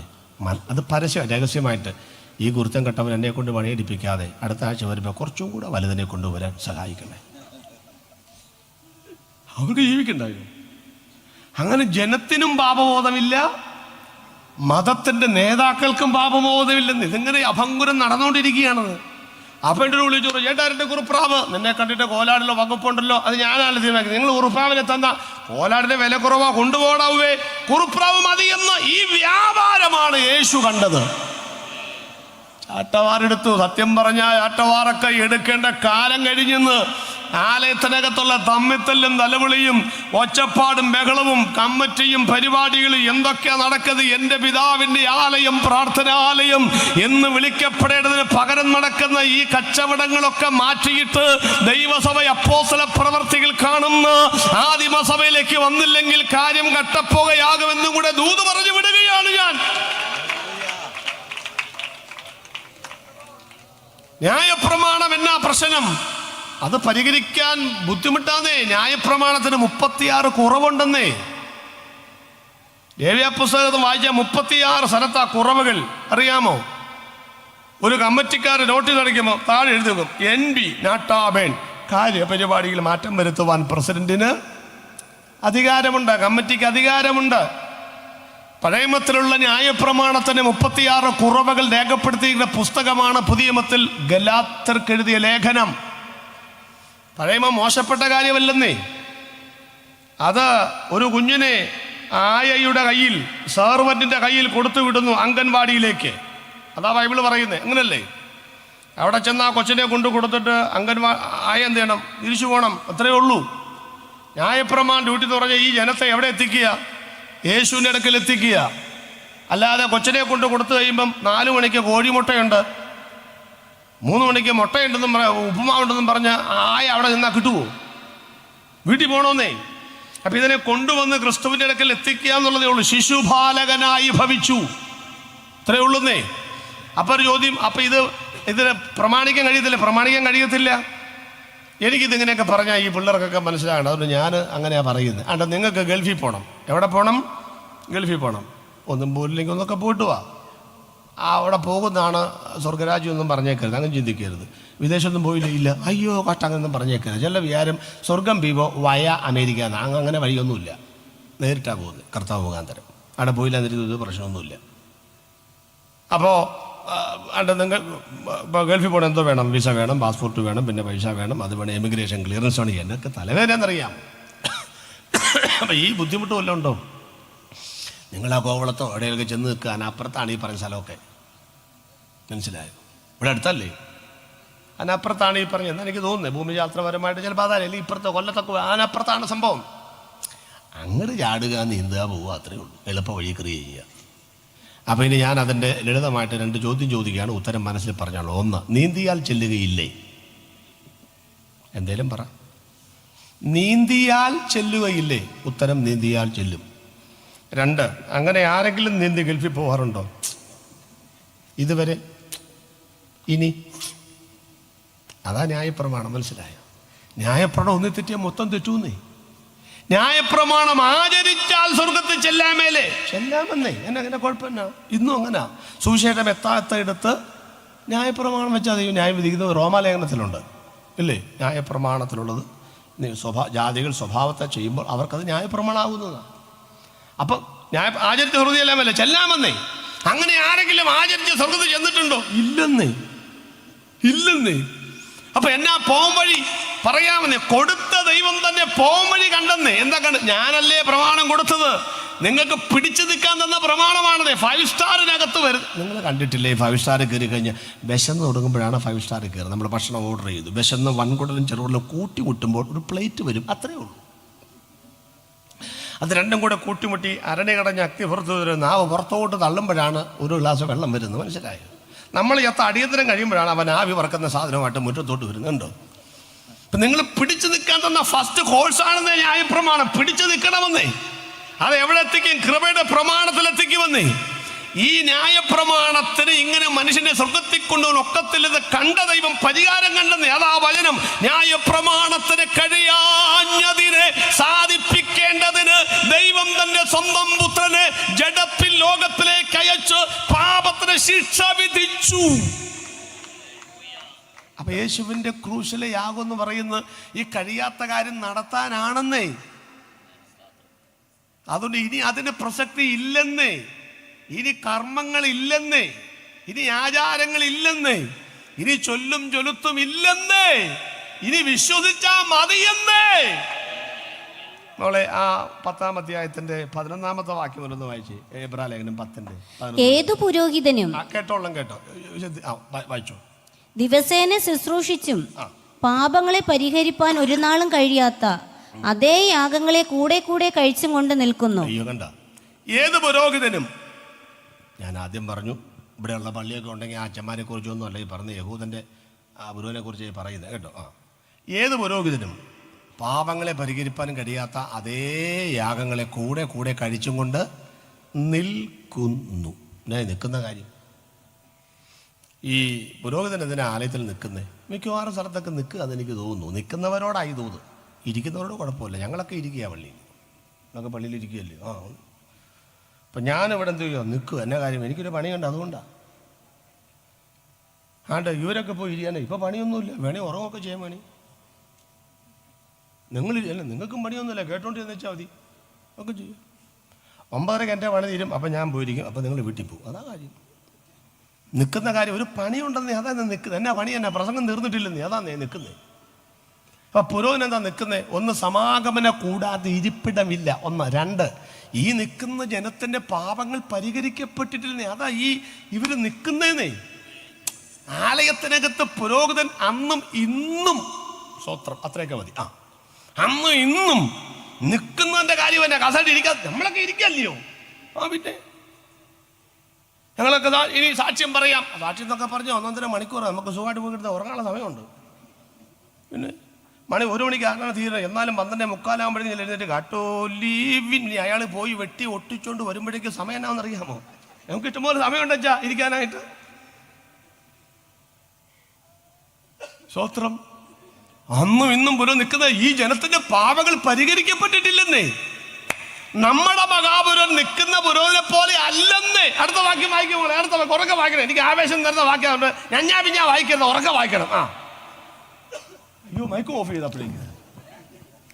യേശുവോ പാപങ്ങൾക്ക് വേണ്ടി. അപ്പൊ പുരോഹിതന്മാർ ഇവിടെ പാപത്തിന്റെ പരിഹാരം നടന്നിട്ടില്ലേ എന്നും പറഞ്ഞ് ഇങ്ങനെ ചൊല്ലും ചൊലുത്തും ആചാരവും തിരശീലയും മറ്റു പലതും നിൽക്കുമ്പോൾ യേശുവോ പാപങ്ങൾക്ക് വേണ്ടി ഏകയാഗം കഴിച്ചിട്ട് കൂടെയാകമില്ല, ക്രൂശിൽ ഒറ്റയാഗമായി തീർന്നിട്ട് എന്നേക്കും ദൈവത്തിന്റെ വലത്തുഭാഗത്ത് പോയി ഇരുന്നു കൊണ്ട് മനസ്സിലായവർ കരമുയർത്തി ദൈവത്തിന്റെ സ്തോത്രം ചെയ്യ്. ഇവിടുത്തെ മഹാപുരോഹിതന്മാർ ജനത്തെ പറ്റിച്ചുകൊണ്ട് ഇന്നും നിങ്ങളുടെ പാപങ്ങൾ പരിഹരിക്കപ്പെട്ടിട്ടില്ല, ഇങ്ങോട്ടതായെന്നൊക്കെ പറഞ്ഞ കർമ്മങ്ങളും ആചാരങ്ങളുമായി നിൽക്കുമ്പോൾ ഇവർ നിൽക്കുന്ന അതേ പ്രശ്നം പരിഹരിച്ചും 2000 കൊല്ലം മുൻപ് പരിഹരിച്ച് സ്വർഗത്തിൽ പോയി പിതാവിന്റെ വലത്ത് ഭാഗത്ത് പോയി ഇരുന്നു കൊണ്ട് ശത്രുക്കൾ തന്റെ പാതവിടമാകോളം കാത്തിരിക്കുന്നു. മതത്തിന്റെ ഈ അന്ധകാര നിയമത്തിൽ നിന്നും, നിന്നെ കബളിപ്പിക്കുന്ന ചടുലമായ അബദ്ധ ജടിലമായ നിയമത്തിൽ നിന്നും നമ്മെ വിടിവിച്ച് സ്നേഹസ്വരൂപനായ ദൈവത്തിന് രാജ്യത്തിലാക്കി വെച്ച ദൈവത്തിന് കരഘോഷത്തോടെ സ്തോത്രം ചെയ്യണം. നിവൃത്തിയായി. എന്നാ ഇപ്പോഴും ഭാവിയാന്നും പറഞ്ഞ് നടക്കുന്നേ? അത് ഞങ്ങളുടെ കുഴപ്പമില്ലെന്നേ. ഞാൻ ഭാവി അങ്ങനെ. അത് പിന്നെ എൻ്റെ പിഴ വലിയ 2 പിഴയിരുന്ന വലിയ പിഴയാവുന്ന ആർക്കറിയാമല്ലാത്ത. പിന്നെ ഇപ്പൊ ഭാവി വറചട്ടിയിൽ നിന്ന് വാരി കൊണ്ടുവന്ന പാവപ്പെട്ടവന്റെ അവകാശങ്ങൾ നിഷേധിച്ചപ്പോൾ അടിമക്കച്ചവടം നിർത്തലാക്കണമെന്ന് പറഞ്ഞ് വിപ്ലവത്തിന്റെ വിത്തുപാകിയ മനുഷ്യനാണ് വിൽബർ ഫോഴ്സ്. ആ നിയമം അമേരിക്കൻ പാർലമെന്റിൽ വരുത്തി തീർത്ത മഹാനായ മനുഷ്യന്റെ പേരാണ് എബ്രഹാം ലിങ്കൺ. നിയമം പാസ്സായി. കൈയടിച്ച് പ്രോത്സാഹിപ്പിച്ചു. അലാറം മുഴങ്ങി. കൽക്കരി കമ്പനികൾ, ഫാക്ടറികൾ അടച്ചിട്ടു. ജനങ്ങൾ പുറത്തുചാടി. അനൗൺസ്മെന്റ് നീങ്ങി. തെരുവീതിയിൽ കൂടെ നീങ്ങുകയാണ്. എബ്രഹാം ലിങ്കൺ നീണാൾ വാഴട്ടെ. എന്താ കാര്യം? അടിമക്കച്ചവടം നിർത്തലാക്കി. കഴുതകളൊക്കെ പണിയെടുപ്പിക്കുന്ന കെട്ടഴിച്ചു വിട്ടു. ബാനറുകൾ ഉയർന്നു. അനൗൺസ്മെന്റ് മുഴങ്ങി. റോട്ടിൽ കൂടി ആളുകൾ പോവുക. എബ്രഹാം ലിങ്കൺ നീണാൾ വാഴട്ടെ. പണിയെടുത്തുകൊണ്ടിരുന്നവർ ചോദിച്ചു, എന്നാ വിശേഷം? അടിമക്കച്ചവടം നിർത്തലാക്കി, അറിഞ്ഞില്ലേ? ഇപ്പോൾ അവരും പണി നിർത്തി. പിന്നെ കിടക്കുക ആരെങ്കിലും? പ്രിയപ്പെട്ടവരെ, 2000 വർഷം മുൻപ് പാപത്തിൻ്റെ ചങ്ങലയിൽ കിടന്ന, പിശാചിൻ്റെ മരണഭീതിയിൽ കുടുങ്ങിക്കിടന്ന നിന്നെ വിടുവിച്ചു യേശുക്രിസ്തു ക്രൂശിലെ യാഗത്താൽ. ആ യാഗത്തിൻ്റെ വിളംബരം, ആ യാഗത്തിൻ്റെ അനൗൺസ്മെൻ്റാണ് 3 ദിവസമായി മുട്ടച്ചലിൽ മുഴങ്ങി കേൾക്കുന്നത്. ആ ബാനറാണ് ഞങ്ങൾ ഉയർത്തിപ്പിടിച്ച ദൈവത്തിൻ്റെ വചനം. ചോന്നോണ്ട് നടക്കാതെ വായിക്കാൻ പഠിക്കാദ്യം. സ്തോത്രം. അതിനെക്കുറിച്ചുള്ള പാട്ടായി പാടിക്കൊണ്ടിരിക്കുന്നേ. കേൾക്കുന്നവൻ മതത്തിൻ്റെ ചണ്ടിക്കൂമ്പാരം വിടുവിക്കപ്പെട്ട് ഹല്ലേലൂയ പറഞ്ഞ് മുൻപോട്ട് പോകുന്നവൻ്റെ കൂടെ കൂടിക്കൊള്ളണം. കാലം തീരാറായി, യേശു വരാറായി. അതുകൊണ്ട് ഇനിയും അടിമനുഖത്തിലാണെന്ന് പറഞ്ഞ് മുന്നോട്ട് പോകരുത്. യേശു മരിക്കാത്തതല്ല പ്രശ്നം, പാപങ്ങൾ പരിഹരിക്കപ്പെടാത്തതല്ല പ്രശ്നം. നീ വചനം വായിച്ച് വിശ്വസിച്ച് ഏറ്റെടുക്കാത്തതാണ് നിന്റെ പ്രശ്നം. വിശ്വസിക്കുന്നവർക്ക് വേണ്ടി മാത്രമേ ദൈവകൃപ വ്യാപരിക്കുകയുള്ളെന്ന് 2 കാര്യങ്ങൾ വിട്ടു. ഒന്ന്, യേശു സ്വർഗത്തിലേക്ക് നോക്കി പറഞ്ഞു, പ്രവചനങ്ങൾ വൃത്തിയായി. നമ്മോട് നോക്കി പറഞ്ഞു, നിങ്ങളുടെ പാപങ്ങളുടെ പരിഹാരം ഞാൻ നിവൃത്തിയാക്കിയിരിക്കുന്നു. അതിനും കൊണ്ടൊരു സ്വത്രം പറഞ്ഞാട്ട് 3ാമത്തെ കാര്യം കൊണ്ട് പറഞ്ഞ് അവസാനിപ്പിക്കണം. സമയം വേണമെങ്കിലും മതി. പിശാചിൻ്റെ തലയെ തകർക്കും. അയ്യോ, ഇവിടെയൊക്കെ നിൽക്കണം. എന്നാ കാര്യം എന്നറിയാമോ? നമ്മുടെ ആളുകളിൽ നല്ലൊരു ശതമാനം ആളുകൾക്ക്, എല്ലാവർക്കും ഇല്ല, പിശാചുമായിട്ട് ഭയങ്കര ബന്ധമാണ്. ഭയങ്കര പുള്ളിയാണ് നമ്മുടെ ഉപജീവന മാർഗം. സ്വത്രം. പണ്ടൊരാൾ 21 ദിവസം പ്രാർത്ഥന കഴിഞ്ഞപ്പം പറഞ്ഞു, 21ാം ദിവസം സ്റ്റേജിൽ വെച്ച് ഈ ദേശത്തിൻ്റെ അധിപതിയായി പിശാചിനെ അടിച്ചുടച്ച് തകർക്കുമെന്ന് പറഞ്ഞു. ഞാനും ഉണ്ടായിരുന്ന ആ മീറ്റിങ്ങിൽ. എന്നാൽ പിന്നെ പിശാചിനെ തല്ലിക്കൊല്ലുന്നത് കാണാമെന്നും പറഞ്ഞ് പോയി. തെർമോക്കോൾ കൊണ്ടൊരു പിശാചിനെ ഉണ്ടാക്കി സ്റ്റേജിൽ കൊണ്ടുവന്ന് നിർത്തി. ആൾക്കാരെല്ലാം കൂടി ചെന്ന് ശീമപ്പത്തലുകൊണ്ട് അവനെ അടിച്ച് ഉടച്ച് ഈ നാട്ടിലെ പിശാചിനെ കൊന്നു എന്ന് പറഞ്ഞു. ഇതൊക്കെ പറയുമ്പോൾ ആളുകളങ്ങോട്ട് ഹല്ലേലൂയ പറയുന്നു. സ്വന്തം ഇതും താലകുത്തി മറിയുന്നു. അവിടെയാണ് പിറ്റേ വർഷം ഏതാണ്ട് വേറൊരു മതത്തിൻ്റെ സമ്മേളനം നടന്നു. ഈ പുള്ളി അവിടെ നിന്ന് പുറത്താക്കിയതാ. നമ്മുടെ ആൾക്ക് എന്തോ കുഴപ്പമുണ്ട് കേട്ടോ. ഞാനിന്നാൾ അങ്കമാലി കുറച്ചൊക്കെ ഞങ്ങളുടെ പ്രദേശമാണ്. അവിടെ പാസ്റ്റേഴ്സ് മീറ്റിങ്ങിൽ സംസാരിച്ചപ്പം വർഷങ്ങൾക്ക് മുമ്പാണ് പാസ്റ്റർമാരോട് നമുക്കിന്നൊരു പുതിയ ശുശ്രൂഷ ചെയ്യണം. ഞാൻ പറഞ്ഞു, എന്തോന്ന്? പിശാചിനെ അങ്കമാലി മുനിസിപ്പാലിറ്റിയിൽ നിന്ന് ഓടിക്കാൻ പോകാമെന്ന് പറഞ്ഞു. ഞാൻ അങ്കമാലി മുനിസിപ്പാലിറ്റിയില്ല. എന്നാൽ പിന്നെ ഒരു സമാധാനം ആയിക്കോട്ടെ എന്ന് കരുതി ഞാനും കൂടി. കൂടാതിരിക്കാൻ പറ്റത്തില്ല, ഉപദേശിമാരല്ലയോ. അഭിപ്രായ വ്യത്യാസം അന്നേരം ഉണ്ട്. പിന്നെ ഞാൻ പരസ്യമാക്കി. പിന്നീട് സംഭവം ഇത്രയേ ഉള്ളൂ. വട്ടം കൂടി പറഞ്ഞു, പിശാചേ, നിനക്ക് അങ്കമാലി മുനിസിപ്പാലിറ്റി ഇന്ന് മുതൽ 1 സെൻറ്റ് സ്ഥലം പോലും കാലുകൊണ്ട് ചവിട്ടി അവനെ പുറത്താക്കി. ഞാനും കാലെടുത്തൊക്കെ വെച്ചു. ഒരാഴ്ച കഴിഞ്ഞ് തൊട്ടപ്പുറത്തെ കൊരട്ടി പഞ്ചായത്തിൽ ചെന്നപ്പോൾ അവിടുത്തെ പാസ്റ്റർമാർ പറഞ്ഞു, നമുക്ക് കൊരട്ടിയിൽ നിന്ന് ഇവനെ പുറത്താക്കണം, പാസ്റ്റർ എന്നോട് വരാൻ പറഞ്ഞു. ഞാൻ ആകപ്പാട് ഞാൻ കഴിഞ്ഞ ആഴ്ച അവിടെ നിന്ന് അവനെ അങ്കമാലി ഇങ്ങോട്ടാ ഓടിച്ചു വിട്ടാണ്. മനസ്സിലായത്? തൊട്ടടുത്ത സ്ഥലമായി കൊരട്ടി. ഇനി ഇവിടെ കാല് വെട്ടുമ്പോൾ ഇവൻ തിരിച്ച് എങ്ങോട്ട് വരും? അങ്കമാലിക്ക് വരും. എൻ്റെ കാര്യം കെട്ടുപോകുകയാവും. ഞാൻ പറഞ്ഞ അച്ഛാ, ഞാൻ കഴിഞ്ഞ ആഴ്ച അവിടെ നിന്ന് ഇങ്ങോട്ട് വിട്ടതാ, അത് പറ്റപ്പില്ല, ഇവിടെ നിന്ന് ഓടിച്ചണം. എങ്ങോട്ട് വിട്ടു? അന്നേരമായി എൻ്റെ തലയ്ക്ക് ഓളം വന്നു. ദൈവമേമ്പോൾ ശരിയാണല്ലോ, ഇവർ ചെയ്യുന്നതിനൊക്കെ നമ്മൾ ഊട്ടു നിൽക്കേണ്ട കാര്യമുണ്ടോ? ഞാൻ പറഞ്ഞു, ഞാൻ ചവിട്ടാനില്ല. തെറ്റാണിത്. കേരളത്തിലെ ഒരു പഞ്ചായത്തിലും പിശാചിനെ കയറ്റിയാൽ 1100 പഞ്ചായത്തിലും പാസ്റ്റർമാരെങ്കിലും നിൽക്കുക, ഇവിടെ കയറ്റിയാലെന്നും പറഞ്ഞു. പിന്നെ ഇവൻ എവിടെ പോകും? അത് പറ. ഞാനൊരു അഞ്ചോട്ട്, നിങ്ങൾ ഈ ഇത്രയും കൊല്ലമായി പിശാചിനെ ആട്ട് യേശു ഇവൻ പോയിട്ടുണ്ടോ? സത്യം പറ. തുപ്പിയ തുപ്പലം 4.25 കിലോ. ഈ പുള്ളി ഇപ്പോഴും ഇവിടെയുണ്ട്. യേശു പിന്നെയും വന്നേ. ഈ പുള്ളി ഇവിടെ ഉണ്ടെന്ന്. ഈ നാട് ആരുടെയാന്ന് വല്ല അറിയാമോ നിങ്ങൾക്ക്? ആരുടെയാ? അവൻ്റെയാണ്. സകലോകം ദുഷ്ടൻ്റെ അതറിയത്തില്ലും പാട്ട് പാടും. ഇവിടെ ഞാൻ വെറുമൊരു പരദേശി പോൽ, ഇവിടത്തെ പാർപ്പിടമോ വഴിയമ്പലം. അതാണ് ഇവിടെ എനിക്കാരും തുണയില്ലെങ്കിലും തുണയാകും യേശുവോടു ചേർന്നാൽ മതി എനിക്ക്. എന്നാ പാട്ടാ! ഇവരൊക്കെ ഇരിക്കുന്ന കാരണം പാടാനും തോന്നണില്ല. കാരണം ഇന്റർനാഷണൽ പാട്ടുകാരാ. എനിക്കാണെങ്കിൽ വെള്ളിയും സ്വർണവും മാത്രമേ ഉള്ളൂ. ഏതായാലും പറയും ഭാഷയെ പാട്ട് വന്നായിരുന്നു, പക്ഷേ 2.5 കിലോ സ്വർണ്ണം ഉണ്ടെന്ന് പറയും. അതുകൊണ്ട് പിന്നെ അതൊന്ന് നിർത്തി. അവർക്ക് വെള്ളിയും സ്വർണ്ണവും കൂടെ അതൊക്കെ പാടാൻ പറ്റും. അവരെ അപ്രീഷിയേറ്റ് ചെയ്യുന്നു. അവസാനം മറ്റേ പാട്ട്, പഴയ പാട്ട് പാടി നമുക്ക് നിർത്താം കേട്ടോ. അപ്പോൾ ഈ പുള്ള നാടാണെന്നേ. അപ്പം നമ്മളിവിടെ ആരാ?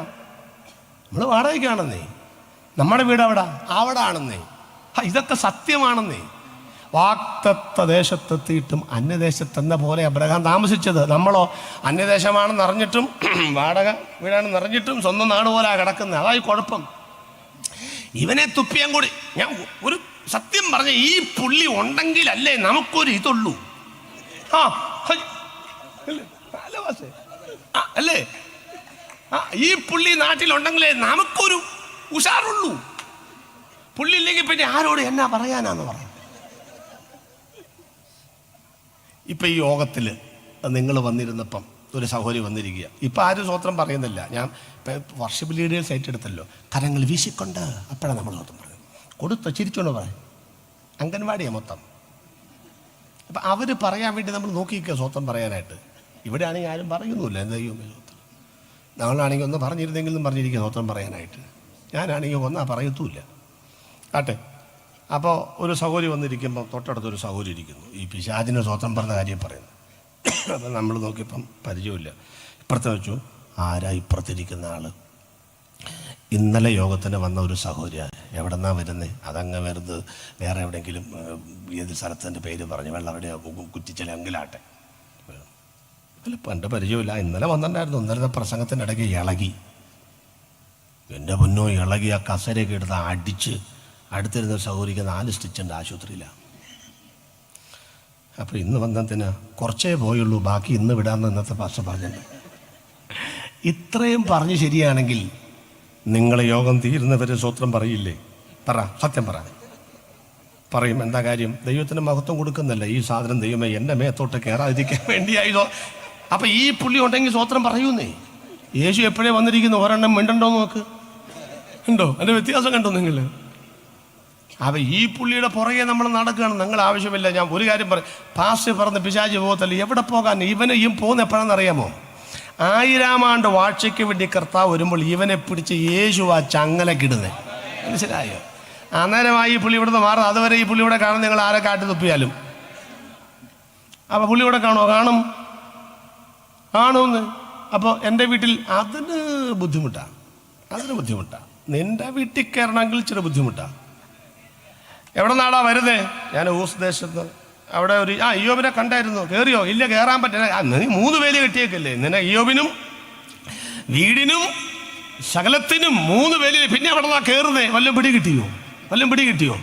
വെള്ളറ പഞ്ചായത്തിൽ നിന്ന് അവൻ പോകത്തില്ലെങ്കിലും രക്ഷിക്കപ്പെട്ട യേശുവിനെ സ്വീകരിച്ച നിന്റെ വീട്ടിൽ കയറണമെങ്കിൽ, നിന്റെ അനുവാദമില്ലാതെ നിന്റെ വാഹനത്തെ തൊടണമെങ്കിൽ, നിന്റെ തലമുറയെ തൊടണമെങ്കിൽ തമ്പുരാന്റെ വേലി വിളിക്കാതെ അവന് പറ്റത്തില്ലെന്നേ. ചിലയൊക്കെ ദൈവം വിട്ടുകൊടുക്കൂന്നേ. വിട്ടുതരാമോ? കൊണ്ടുപോടാ അയ്യോവനെ, അവൻ പൊന്നുപോലെ പുറത്തു വരുമെന്ന് പത്രോസ് പറഞ്ഞു. ദൈവത്തിന്റെ സ്തോത്രം, ഞാൻ നിന്നെ വിട്ട് പിരിയുകയില്ല. യേശു പറഞ്ഞു, ചുമ്മാ വെള്ളടിക്കാതെ. നിന്നെ പലവട്ടം പാറ്റാൻ ചോദിച്ചതാ. എനിക്കറിയാം നീ സംഗതി കട്ടപ്പുകയാന്ന്. നിന്നെ ഞാൻ വിട്ടുകൊടുത്തില്ല. മനസ്സിലായോ? ആരെ കൊടുക്കണമെന്നും ആരെ കൊടുക്കേണ്ട എന്ന് അറിയാൻ ദൈവത്തിന് കഴിയുമെന്ന്. നമ്മളിവിടെ ഇരിക്കുന്നെങ്കിൽ അതിനർത്ഥം നമ്മൾ പിടിച്ചു എന്നല്ല. നിന്നെ വിട്ടുകൊടുക്കാത്തൊരു ദൈവം, നിന്നെ പാറ്റാൻ വിട്ടുകൊടുക്കാത്തൊരു ദൈവം, നമ്മുടെ പ്രകൃതി അറിയുന്ന ഒരു ദൈവം, നമ്മെ സൂക്ഷിക്കുവാൻ ഉത്തരവാദിത്തമുള്ള ദൈവം, വിശ്വാസത്തിന്റെ അളവ് പങ്കിട്ടതുപോലെ നമ്മെ പരിപാലിപ്പാൻ കഴിയുന്ന ഒരു ദൈവം. നമുക്ക് ഉൽപ്പത്തിയിലേക്ക് വരാം. 50 കഴിഞ്ഞപ്പോൾ ഉപദേശി അങ്ങോട്ട് പോവുക. അയ്യോമേ, ഇതിന് വെളിപ്പാട് വരുമ്പോൾ സമയം എന്താവും അല്ലേ? ആണ്ടെ പെട്ടെന്ന് തീർന്നു കേട്ടു. ദൈവം ശാപകരമായ വാക്ക് പറയാം. ആദാമേ, വിയർപ്പുകൊണ്ട് ഉപജീവനം കഴിക്കും. പെങ്കൊച്ച വേദനയോടെ മക്കളെ പ്രസവിക്കും. ഭൂമി മുള്ളും പറക്കാരെയും മുളയ്ക്കും. പാമ്പിനോട് ഉരസുണ്ട് ഗമിച്ച് ഭൂമിയിലെ പൊടി ആഹാരമായിട്ട് തീരും. നാലും കൂടെ ഞെട്ടി നിൽക്കുമ്പം ഒരു അനുഗ്രഹിക്കപ്പെട്ട വാക്ക്, സ്ത്രീയുടെ സന്തതി സർപ്പത്തിൻ്റെ. മനസ്സിലായി ആർക്ക്? കുട്ടിപ്പിശാചിന് മനസ്സിലായി, മനുഷ്യവർഗത്തിന് മനസ്സിലായെന്നറിയില്ല. ഏതായിരുന്നാലും അന്ന് മുതൽ ഇവനിങ്ങനെ ഈ നന്നായിട്ട് പാടുകയും പ്രാർത്ഥിക്കുകയും ചെയ്യുന്ന എല്ലാ കുടുംബങ്ങളെയും പിശാച് നോട്ടം വിട്ടു. കാരണം സ്ത്രീയുടെ സന്തതിയായിട്ട് വരുന്നവൻ ആരാന്നറിയാനാ. നിങ്ങൾ കണ്ടോ വഴയമത്തിൽ ഈ മര്യാദയ്ക്ക് പക്വതയോടെ ജീവിച്ച സഹോദരിമാർക്ക് പലർക്കും ദൈവം പ്രസവം ബ്ലോക്ക് ചെയ്തു. അബ്രഹാമിൻ്റെ ഭാര്യ സാറായ്ക്ക് പിള്ളേരുണ്ടോ? ഇസഹാക്കിൻ്റെ ഭാര്യ റിബേക്ക, യാക്കോബിൻ്റെ ഭാര്യ ഇഷ്ടപ്പെട്ട ഭാര്യ റാഹേലിനുണ്ടോ? ഇല്ല. പിന്നീട് പിള്ളേരുണ്ടായി. സ്ഥിരമായിട്ട് പള്ളിയിൽ പോകുന്ന, പ്രാർത്ഥിക്കുന്ന, ഉപവാസം ചെയ്യുന്ന ഹന്നയ്ക്ക് പിള്ളേരുണ്ടോ? ഇല്ല. പള്ളി പോകാത്ത പെനിന്നിക്കുണ്ടോ? എൻ്റെ പൊന്നെ, അത് ആണ്ടുതോറുവാ. അഹ്റോൻ്റെ കൂറിൻ്റെ ക്രമപ്രകാരം കൃത്യമായി ധൂപം കെട്ടുന്ന പിന്നെ സക്കരിയാവിൻ്റെ ഭാര്യ ഇല്ല. യഹോ ഒരു ഗർഭം അടച്ചു, പിന്നെ തുറന്നു. എൻ്റെ കാര്യം മനസ്സിലായോ? സമയം പരിമിതി കൊണ്ടാണ്. ഈ സ്ത്രീയുടെ സന്തതി നിൻ്റെ തലയെടുക്കൂടാന്ന് പറഞ്ഞ അന്ന് പോലെ ഇവൻ ആരുടെ പറയുക? ഈ ഇച്ചിരി പാട്ടും പ്രാർത്ഥനയുള്ള സ്ത്രീകൾ ഇതിൻ്റെ കൊച്ചായിരിക്കും, എൻ്റെ കൊച്ചായിരിക്കും. ഒരു യുദ്ധതന്ത്രമാണ് ദൈവത്തിൻ്റെ. അങ്ങനെ എലിസബത്തിൻ്റെ അകത്ത് യേശുവിനെ വഴിയൊരുക്കാൻ വന്ന യോഹന്നാന് ജന്മം കൊടുത്തിട്ട് ഇവർ പറയാതിരിക്കാൻ രണ്ടിൻ്റെയും പിന്നെ സക്കരിയാവിൻ്റെ ടേപ്പ് വെച്ച് അടച്ചു. എലിസബത്ത് മിണ്ടുന്നുമില്ല, അല്ലെ മിണ്ടിയ പണി കിട്ടും. ദൈവം എന്നെ കടാക്ഷിച്ചു. അപ്പോൾ അവർ പറയും, നിനക്ക് ദൈവം തന്നാണോ? ആണ്. എന്നിട്ട് അന്ന് പോലും അച്ചായൻ മിണ്ടുന്നില്ലെന്ന് പറഞ്ഞാൽ പിന്നെ മിണ്ടാൻ പറ്റുമോ?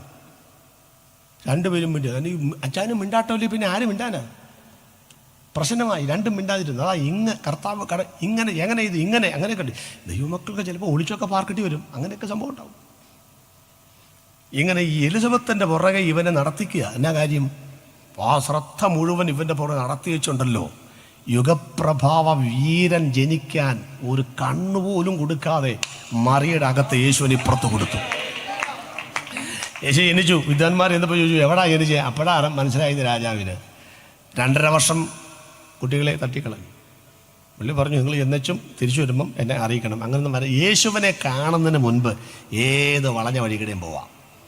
കണ്ടു കഴിഞ്ഞാൽ പുതിയ വഴി, പിന്നെ പഴയ വഴിയില്ല. 2.5 വർഷം കുഞ്ഞുങ്ങളെല്ലാം കൊന്നു കളഞ്ഞു. പിന്നെ പിശാചിന് മനസ്സിലായി, പിന്നെ ഈ പുള്ളി കാണത്തില്ലായിരിക്കും. ഇവൻ്റെ കണ്ണിപ്പെടാതെ നോക്കുക ദൈവം നമ്പരാൻ. വെള്ളറുടെ ഉപ്പും ചാക്കിൻ്റെ പുറത്ത് പിശാച് ഇങ്ങനെ ഇരിക്കുക. യേശു എങ്ങാനും പള്ളിക്കൂടത്തിൽ പോകണ്ടോന്നറിയാം. അങ്ങനെ നോക്കുക, എല്ലാ പിള്ളേരും നോക്കുക. യേശു എന്നെ പള്ളിക്കൂടത്തിൽ വിട്ടിട്ടില്ലെന്ന് ദൈവം വിട്ടു. യേശു പള്ളിയിൽ പോയിട്ടുണ്ടോ? ഇല്ല. എന്നാ പോകാത്തെ? പോയെങ്കിൽ ആ പ്രശ്നമായേനെ. അവിടെ ചില ആപ്ലിക്കേഷൻ പോകുമ്പോൾ പൂരിപ്പിക്കണ്ടായോ? അമ്മയുടെ പേര് മറിയ, അപ്പൻ്റെ പേര് സ്വർഗസ്വനായ പിതാവ്. അഡ്മിഷൻ കിട്ടുമോ? നിങ്ങൾക്ക് കിട്ടുമോ? സ്വർഗസ്വനായ പിതാവ് എന്ന് പറഞ്ഞാൽ അഡ്മിഷൻ കിട്ടുമോ? അല്ലെങ്കിൽ പിന്നെ അവിടെ എന്ത് കിട്ടണം? യോസെഫ്. അത് എഴുതാൻ പറ്റുമോ? അപ്പം പോകാതിരുന്ന പ്രശ്നം തീർന്നല്ലോ. ഒന്നത്. 2, യേശു പള്ളിക്കൂടത്തിൽ പോകാതിരുന്ന എൻ്റെ മക്കളെ ആവും നല്ല കാര്യം. എൻ്റെ യേശുവിനെ പോരാ, നമ്മുടെ യേശുവിനെ പഠിപ്പിക്കുവാൻ യോഗ്യതയുള്ള ഒരധ്യാപകനും ലോക ചരിത്രത്തിൽ ഇതുവരെ ജനിച്ചിട്ടില്ല, ഇനിയൊട്ട് ജനിക്കുകയുമില്ലെന്ന് 12ാമത്തെ വഴിയിൽ പള്ളിയിൽ വെച്ച് കണ്ടതാ. പക്ഷേ കാണാതെ പോയി, കണ്ടു കിട്ടി, കൊണ്ടുപോയി ഒരു നോട്ടപ്പുള്ളിയാക്കി വെച്ചു വന്ന്. പിന്നെ ഇങ്ങനെ നടക്കുന്നുണ്ട് യേശു വളരെ കിട്ടുമ്പോൾ. ഇവനാണോ യേശു? ഒരു സംശയം. അപ്പുറത്തൊരുത്ത് നടക്കുന്നു. അതൊരു വെറൈറ്റി സാധനം. 6 മാസം മൂപ്പ്, വെട്ടുക്കിളി, ആഹാരം, ഒട്ടകരോമം. നടപ്പ് കണ്ടാൽ ആരാ യേശു? മറ്റേ പുള്ളിയാ. അതാ ഈ 6 മാസം മൂപ്പിന് ഒരുത്തിനെ കൊടുത്തന്നെ. അവൻ്റെ പുറകെ നടക്കാൻ വേണ്ടി കൊടുത്തേക്കണതാ. അപ്പം ഇവൻ രക്ഷപ്പെട്ട്. മനസ്സിലായോ? എന്നാൽ യേശുവിനെ കണ്ടപ്പോൾ ഒരു സംശയം. ആ പൂച്ചക്കണ്ണും തോളറ്റം മുടിയും ഒരു പ്രൗഢിയും ദിവ്യത്വം, കയ്യിലൊരു സഞ്ചിയും. എന്നതാ ഈ സഞ്ചിക്കകത്ത്? വല്ല ഇനി ഞാനെങ്ങാനും അറിയാതെ വല്ല ന്യായപ്രമാണം പഠിക്കാൻ പോകുന്നതായിരിക്കുമോ?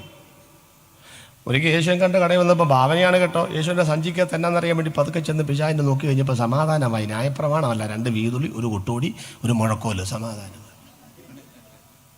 ഇവൻ തച്ചൻ ആന്നേ, തച്ചനാന്നേ. 2 or 3 മീറ്റർ മാത്രം നീളമുള്ള മരമുട്ടിയുടെ മുമ്പിൽ കയറിയിരുന്ന് ഈ ചിന്തിച്ച് പിടിച്ചു വലിക്കുന്ന ഒരു മരാശാരിയാണെന്നാണ് നീ ധരിച്ചു വെച്ചിരിക്കുന്നത്. ഇരുന്നോട്ടെ, അതാണ്. പക്ഷെ അതിനപ്പുറത്ത് കൂട്ടിക്കുഴച്ച മണ്ണുകൊണ്ട് പണിത മനുഷ്യൻ്റെ മനസ്സിൻ്റെ തകർച്ചകൾ മാറ്റുവാൻ കഴിയുന്ന, ഇവിടുത്തെ കരികൽ ഭിത്തികൾക്കും കരുനിയമങ്ങൾക്കും മാറ്റാൻ കഴിയാത്ത, ആളുകളെ മാറ്റാൻ കഴിയുന്ന, ഈ പഞ്ചായത്തിനെ പൊളിച്ചു പണിയാൻ കഴിയുന്ന, നിന്റെ നേർച്ചകൾക്കും കാഴ്ചകൾക്കും പണിയാൻ കഴിയാത്ത തലതെറിച്ച തലമുറകളെ ഉരുക്കുപോലെ പണിയാൻ കഴിയുന്ന പ്രപഞ്ചത്തിന്റെ പെരുന്തച്ചനായ ശില്പിയാണ് യേശുക്രിസ്തു. യേശുവിന്റെ കരുത്തുറ്റ കരങ്ങൾ കൊണ്ട് പണിയപ്പെട്ടവരാരെങ്കിലും ഉണ്ടെങ്കിൽ ഒന്ന് ദൈവത്തെ സ്തുതിക്കട്ടെ. ഇന്ന് രാത്രി 30-ാമത്തെ വയസ്സ് ഒരു പ്രസംഗം കേട്ടു, ഓടിച്ചെന്ന് നോക്കി പിശാച്. നോക്കിയപ്പോൾ യോഹന്നാൻ പറഞ്ഞു, അയ്യോ എനിക്കിത് പറയാൻ സമയം വേണം, നിങ്ങൾ സമയം എന്നൊക്കെ യോഹന്നാൻ പ്രസംഗിക്കുക. നല്ല പ്രസംഗം, നമ്മളെപ്പോലൊന്നല്ല. അവൻ ശരിക്കും ശ്രദ്ധിച്ചപ്പോൾ യോഹന്നാൻ പറയാ, എന്റെ പിന്നാലെ ഒരുവൻ വരുന്നു. അതാരടപ്പ? നീയാണ് വലിയ പുള്ളി എന്നും പറഞ്ഞപ്പോൾ, അവൻ എന്നേക്കാൾ വലിയവൻ. അവൻ്റെ ചെരുപ്പിന്റെ വാറഴിപ്പാൻ വീശുമുറം, അവൻ കളത്തമുറ്റും പതിർകിടാത്തതയിൽ. നമ്മൾ ബാക്കിയൊന്നും പറയുന്നില്ലേ, ഉണ്ടെന്നുള്ള വിശ്വാസത്തോടെ പറഞ്ഞു. അപ്പോൾ വിചാരിച്ചു ഇവനേക്കാൾ വലിയവനോ? ഇവൻ്റെ പുറകെ നടന്ന് കട്ടായിപ്പോയി. ആരാ വലിയവൻ? അറിഞ്ഞിട്ട് വേണമല്ലോ എൻ്റെ തലയെടുക്കാൻ വരുന്നവനെ. കൺഫ്യൂഷൻ നോക്കുകയുള്ള കൺഫ്യൂഷൻ പെട്ടെന്ന് നിർത്തും. എത്ര മിനിറ്റ് ഉണ്ട്? 6-7 മിനിറ്റ് ഉണ്ട്. 9:30 അങ്ങോട്ട് ഇടിച്ചങ്ങോട്ട് നിർത്താൻ നിങ്ങൾ കൃത്യമായിട്ട് വന്നവരോ വല്ലതും ആണോ? ഞാനിവിടെ ഉപയോഗം തുടക്കം പോകുന്നതാണ്. നിങ്ങൾ തോന്നിയപ്പോഴല്ലേ വന്നത്? സത്യം പറഞ്ഞാൽ തോന്നുമ്പോൾ നിർത്തിയാൽ മതി. എന്നാലും ഇനിയെങ്ങാനും വിളിക്കണമല്ലോ എന്നൊരു ആഗ്രഹമുള്ള സ്വാമി നിർത്തിച്ച് പോവുക. പെട്ടെന്ന് പറഞ്ഞേക്കാം. കൺഫ്യൂഷൻ. നമ്മളെ വട്ടം കറക്കുന്നവനാ പിശാച്, അവനെ വട്ടം കറക്കുന്ന യേശുവിനെ കണ്ടോളാം. യോഹന്നാൻ നോക്കിയപ്പോൾ ഇവനാണ് വലിയ. അപ്പോൾ യോഹന എന്നെയൊക്കെ വലിയവൻ വരുന്നത്. അപ്പോൾ യേശു വരിക. അപ്പോൾ യേശു വന്ന്, നീയാണോ വലിയവൻ? നീയാണോ യേശു? നീ സഞ്ചിയും കൊണ്ട് നടന്ന് എന്നെ പറ്റിച്ചല്ലടാ, നീയാണ് യേശു അല്ലേ? അപ്പോൾ പിശാച് നിൽക്കുന്ന കണ്ടപ്പോൾ യേശു പറയാം, സ്ത്രീകൾ ജനിച്ചവരിൽ ഇവനേക്കാൾ വലിയവൻ ആരുമില്ലെന്ന്. ആര്? ഇവനാണ് വലിയവൻ. അപ്പോൾ ഇവൻ പറയാം, ഞാനിങ്ങനെ ഒത്തിരി പേരെ മുക്കിയെന്നേ ഉള്ളൂ, ഈ സ്നാനം നിന്റെ കൈ കൊണ്ടായിക്കോട്ടെ. അപ്പോൾ ആരാ വലിയവൻ? ഇവൻ. അപ്പോൾ ഇവനെ നോക്കി. അപ്പോൾ യേശു പറയാ, ഇപ്പോൾ സമ്മതിക്കുക, എങ്ങനെ സാന്നിധ്യം? അപ്പോൾ ആരാ വലിയവൻ? ഇവൻ. എൻ്റെ പൊന്നോ, ഒരു തലവേദനയ്ക്ക് ഒരു പാരസെറ്റമോൾ ഉണ്ടെങ്കിൽ പുള്ളി മേടിച്ച് കഴിച്ചു പോയനെ. കാരണം ഇത് ആരാ യേശു എന്ന് അറിയണ്ടേ? സ്തോത്രം. നിന്റെ തല എടുക്കുമെന്ന് വെല്ലുവിളിച്ചവന്റെ കണ്ണിന്റെ മുമ്പിൽ കൂടെ 3 പതിറ്റാണ്ട് നടത്താൻ ദൈവം ശക്തനാണെങ്കിൽ, ഒരാൺകുട്ടിയുടെ കരച്ചിൽ കേൾക്കരുത് എന്ന് കൽപ്പിച്ചവന്റെ കൊട്ടാരത്തിനകത്ത് മോശയെ വളർത്താൻ എൻ്റെ ദൈവത്തിന് കഴിയുമെങ്കിൽ, പുതുവർഷം ദൂതേറ്റെടുക്കുക. നിന്റെ തലയ്ക്ക് വില പറയുന്ന വിഷയങ്ങൾ പുതുവർഷത്തിൽ കാൽ ചുവട്ടിൽ അമർത്തി മുന്നോട്ട് പോകാൻ എൻ്റെ ദൈവം കൃപ നൽകുമെന്ന് വിശ്വസിക്കുന്നവർക്കായി ഇന്ന് രാത്രി ഞാൻ ദൈവത്തിന് സ്തോത്രം ചെയ്യുകയോ. രണ്ടും കൂടെ വെള്ളത്തിലോട്ട് ഇറങ്ങി കേട്ടോ. പുള്ളി നോക്കി, ഇതിലാരാ വലിയവൻ? നോക്കി നിൽക്കുമ്പം യേശു മുങ്ങി, യോഹന്നാൻ മുക്കി. പുള്ളിക്ക് പിടി കിട്ടി. മുങ്ങിയവൻ വിശ്വാസി, മുക്കിയവൻ പാസ്റ്റർ. അങ്ങനെയാണല്ലോ നമ്മുടെ നാട്ടിലൊക്കെ. അപ്പോൾ ആരാ വലിയവൻ? യോഹന്നാൻ. നീ ഇങ്ങോട്ട് കയറി വാ, നിന്റെ ഒട്ടകരോം എന്ന് ഞാൻ ശരിയാക്കുന്നുണ്ട്. യേശു മുങ്ങിയപ്പം ദൈവത്തെ ഡിക്ലറേഷൻ. എന്തോ ഡിക്ലറേഷൻ? ഇനി നോക്കി നിന്നിട്ട് കാര്യമില്ല, ദൈവത്തിന് മനസ്സിലായതേ. 30 വയസ്സായെന്നേ, സമയമായെന്നേ. നാഴികയിൽ എൻ്റെ നാഴിക വന്നിട്ടില്ല എന്ന് പറഞ്ഞെങ്കിലും നാഴിക മരണം അതിലേക്ക് കാലെടുത്ത് വെച്ചെന്നേ. കാനാവിലെ കല്യാണത്തിൽ സമയമായെന്നേ. ദൈവം ഡിക്ലറേഷൻ. എന്തോന്ന്? എലിഹൂദ് എലയാസർ എരിപ്പിച്ച് എറയാസർ മദ്ദാനെ എരിപ്പിച്ച് മദ്ദാൻ യാക്കോബിനെ എരിപ്പിച്ച് യാക്കോബ് മറിയയുടെ ഭർത്താവായ യോസേഫിനെ എണിപ്പിച്ചു. ഇങ്ങനെ പറഞ്ഞു ഒന്നിച്ച് പറയുകയാണ്. എന്ന് പറയാന്നറിയുമോ? ഇവൻ എലിഹൂദിന്റെ മകനായ എലയാസറിന്റെ മകനായ മദ്ദാന്റെ മകനായ യാക്കോബിന്റെ മകനായ മറിയയുടെ മകനല്ല. ഇവൻ മറിയയുടെ മകനല്ല. ഇവൻ യോസേഫിന്റെ മകനല്ല.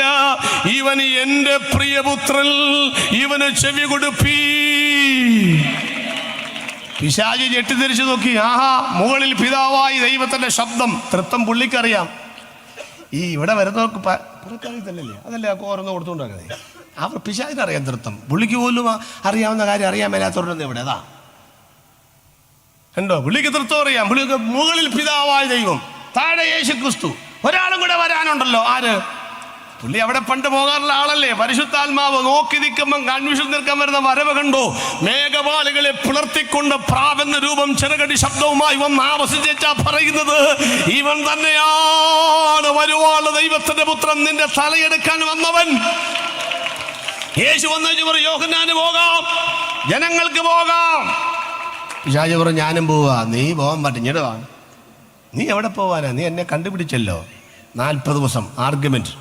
മര്യാദയ്ക്ക് 3.5 കൊല്ലം കൂടെ ഭൂമിയിലുണ്ടാക്കും. വഴുതടയാൻ വന്നാൽ സമയത്തിന് മുമ്പേ ഞാൻ നിന്നെ അയക്കും. അതാ ഈ ഗദരേശ ദേശീയത ഒളിമുക്ക് എന്നെ സമയത്തിനും ഒന്നും ചെയ്യരുത്. ക്രൂശിൽ വന്ന പ്രസംഗം അവസാനിപ്പിക്കാം. 4 മിനിറ്റും കൂടെ ഉണ്ട്. യേശു ക്രൂശിൽ മരിക്കുമ്പോൾ പിശാച് എന്തോ വിചാരിച്ചു, ഇതുവരെ കിട്ടിയ ഏറ്റവും വലിയ പാപിയാണിവൻ. കാരണം യോസേപ്പിൻ്റെ മകൻ, മറിയയുടെ മകൻ, യാക്കോബ്, യൂദാശ്യം ഒരു സഹോദരൻ.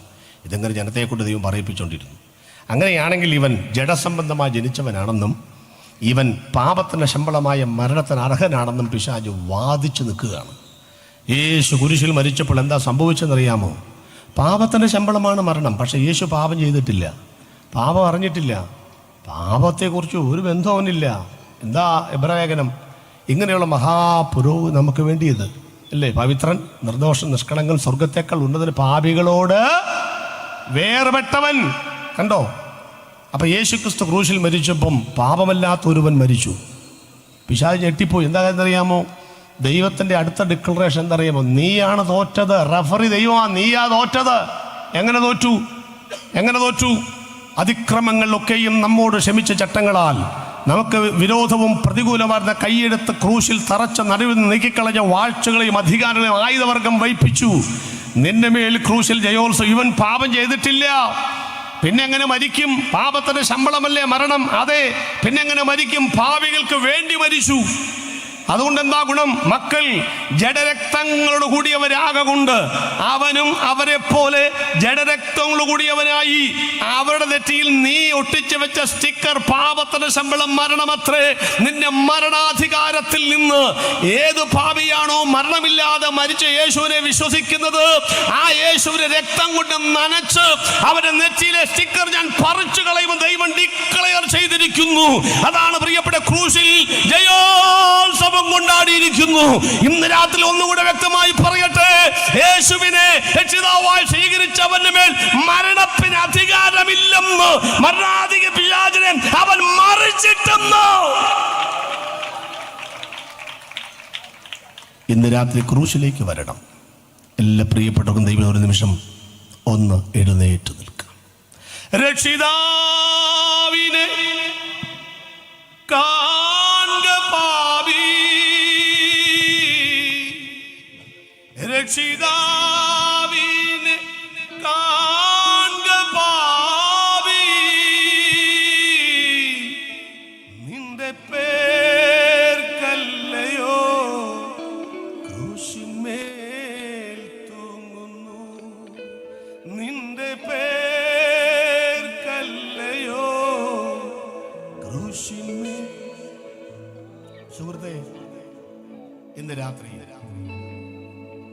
യേശുക്രിസ്തു ക്രൂശിൽ മരിച്ചത് പഴയ പ്രവചനങ്ങൾ നിവൃത്തിയാക്കാനാണെങ്കിൽ, യേശു ക്രൂശിൽ മരിച്ചത് ഈ നാട്ടുകാരെന്നൊക്കെ പറഞ്ഞേക്കൾ നെഞ്ചത്തെ കൈവച്ചാണ് എന്റെ പാപങ്ങളുടെ പരിഹാരത്തിന് വേണ്ടിയാണെങ്കിൽ, യേശു ക്രൂശിൽ മരിച്ചത് എന്റെ നെറ്റിമേലും എന്റെ കുടുംബത്തിന് മേലും എഴുതിയ പിശാചിന്റെ ആ എഴുത്തുകൾ മായ്ക്കാനാണെങ്കിൽ, ഇന്ന് രാത്രി ആ യേശുവിനെ എനിക്ക് വേണം. ആ ക്രൂശിലെ യാഗത്തെ ഞാൻ അംഗീകരിക്കുന്നു.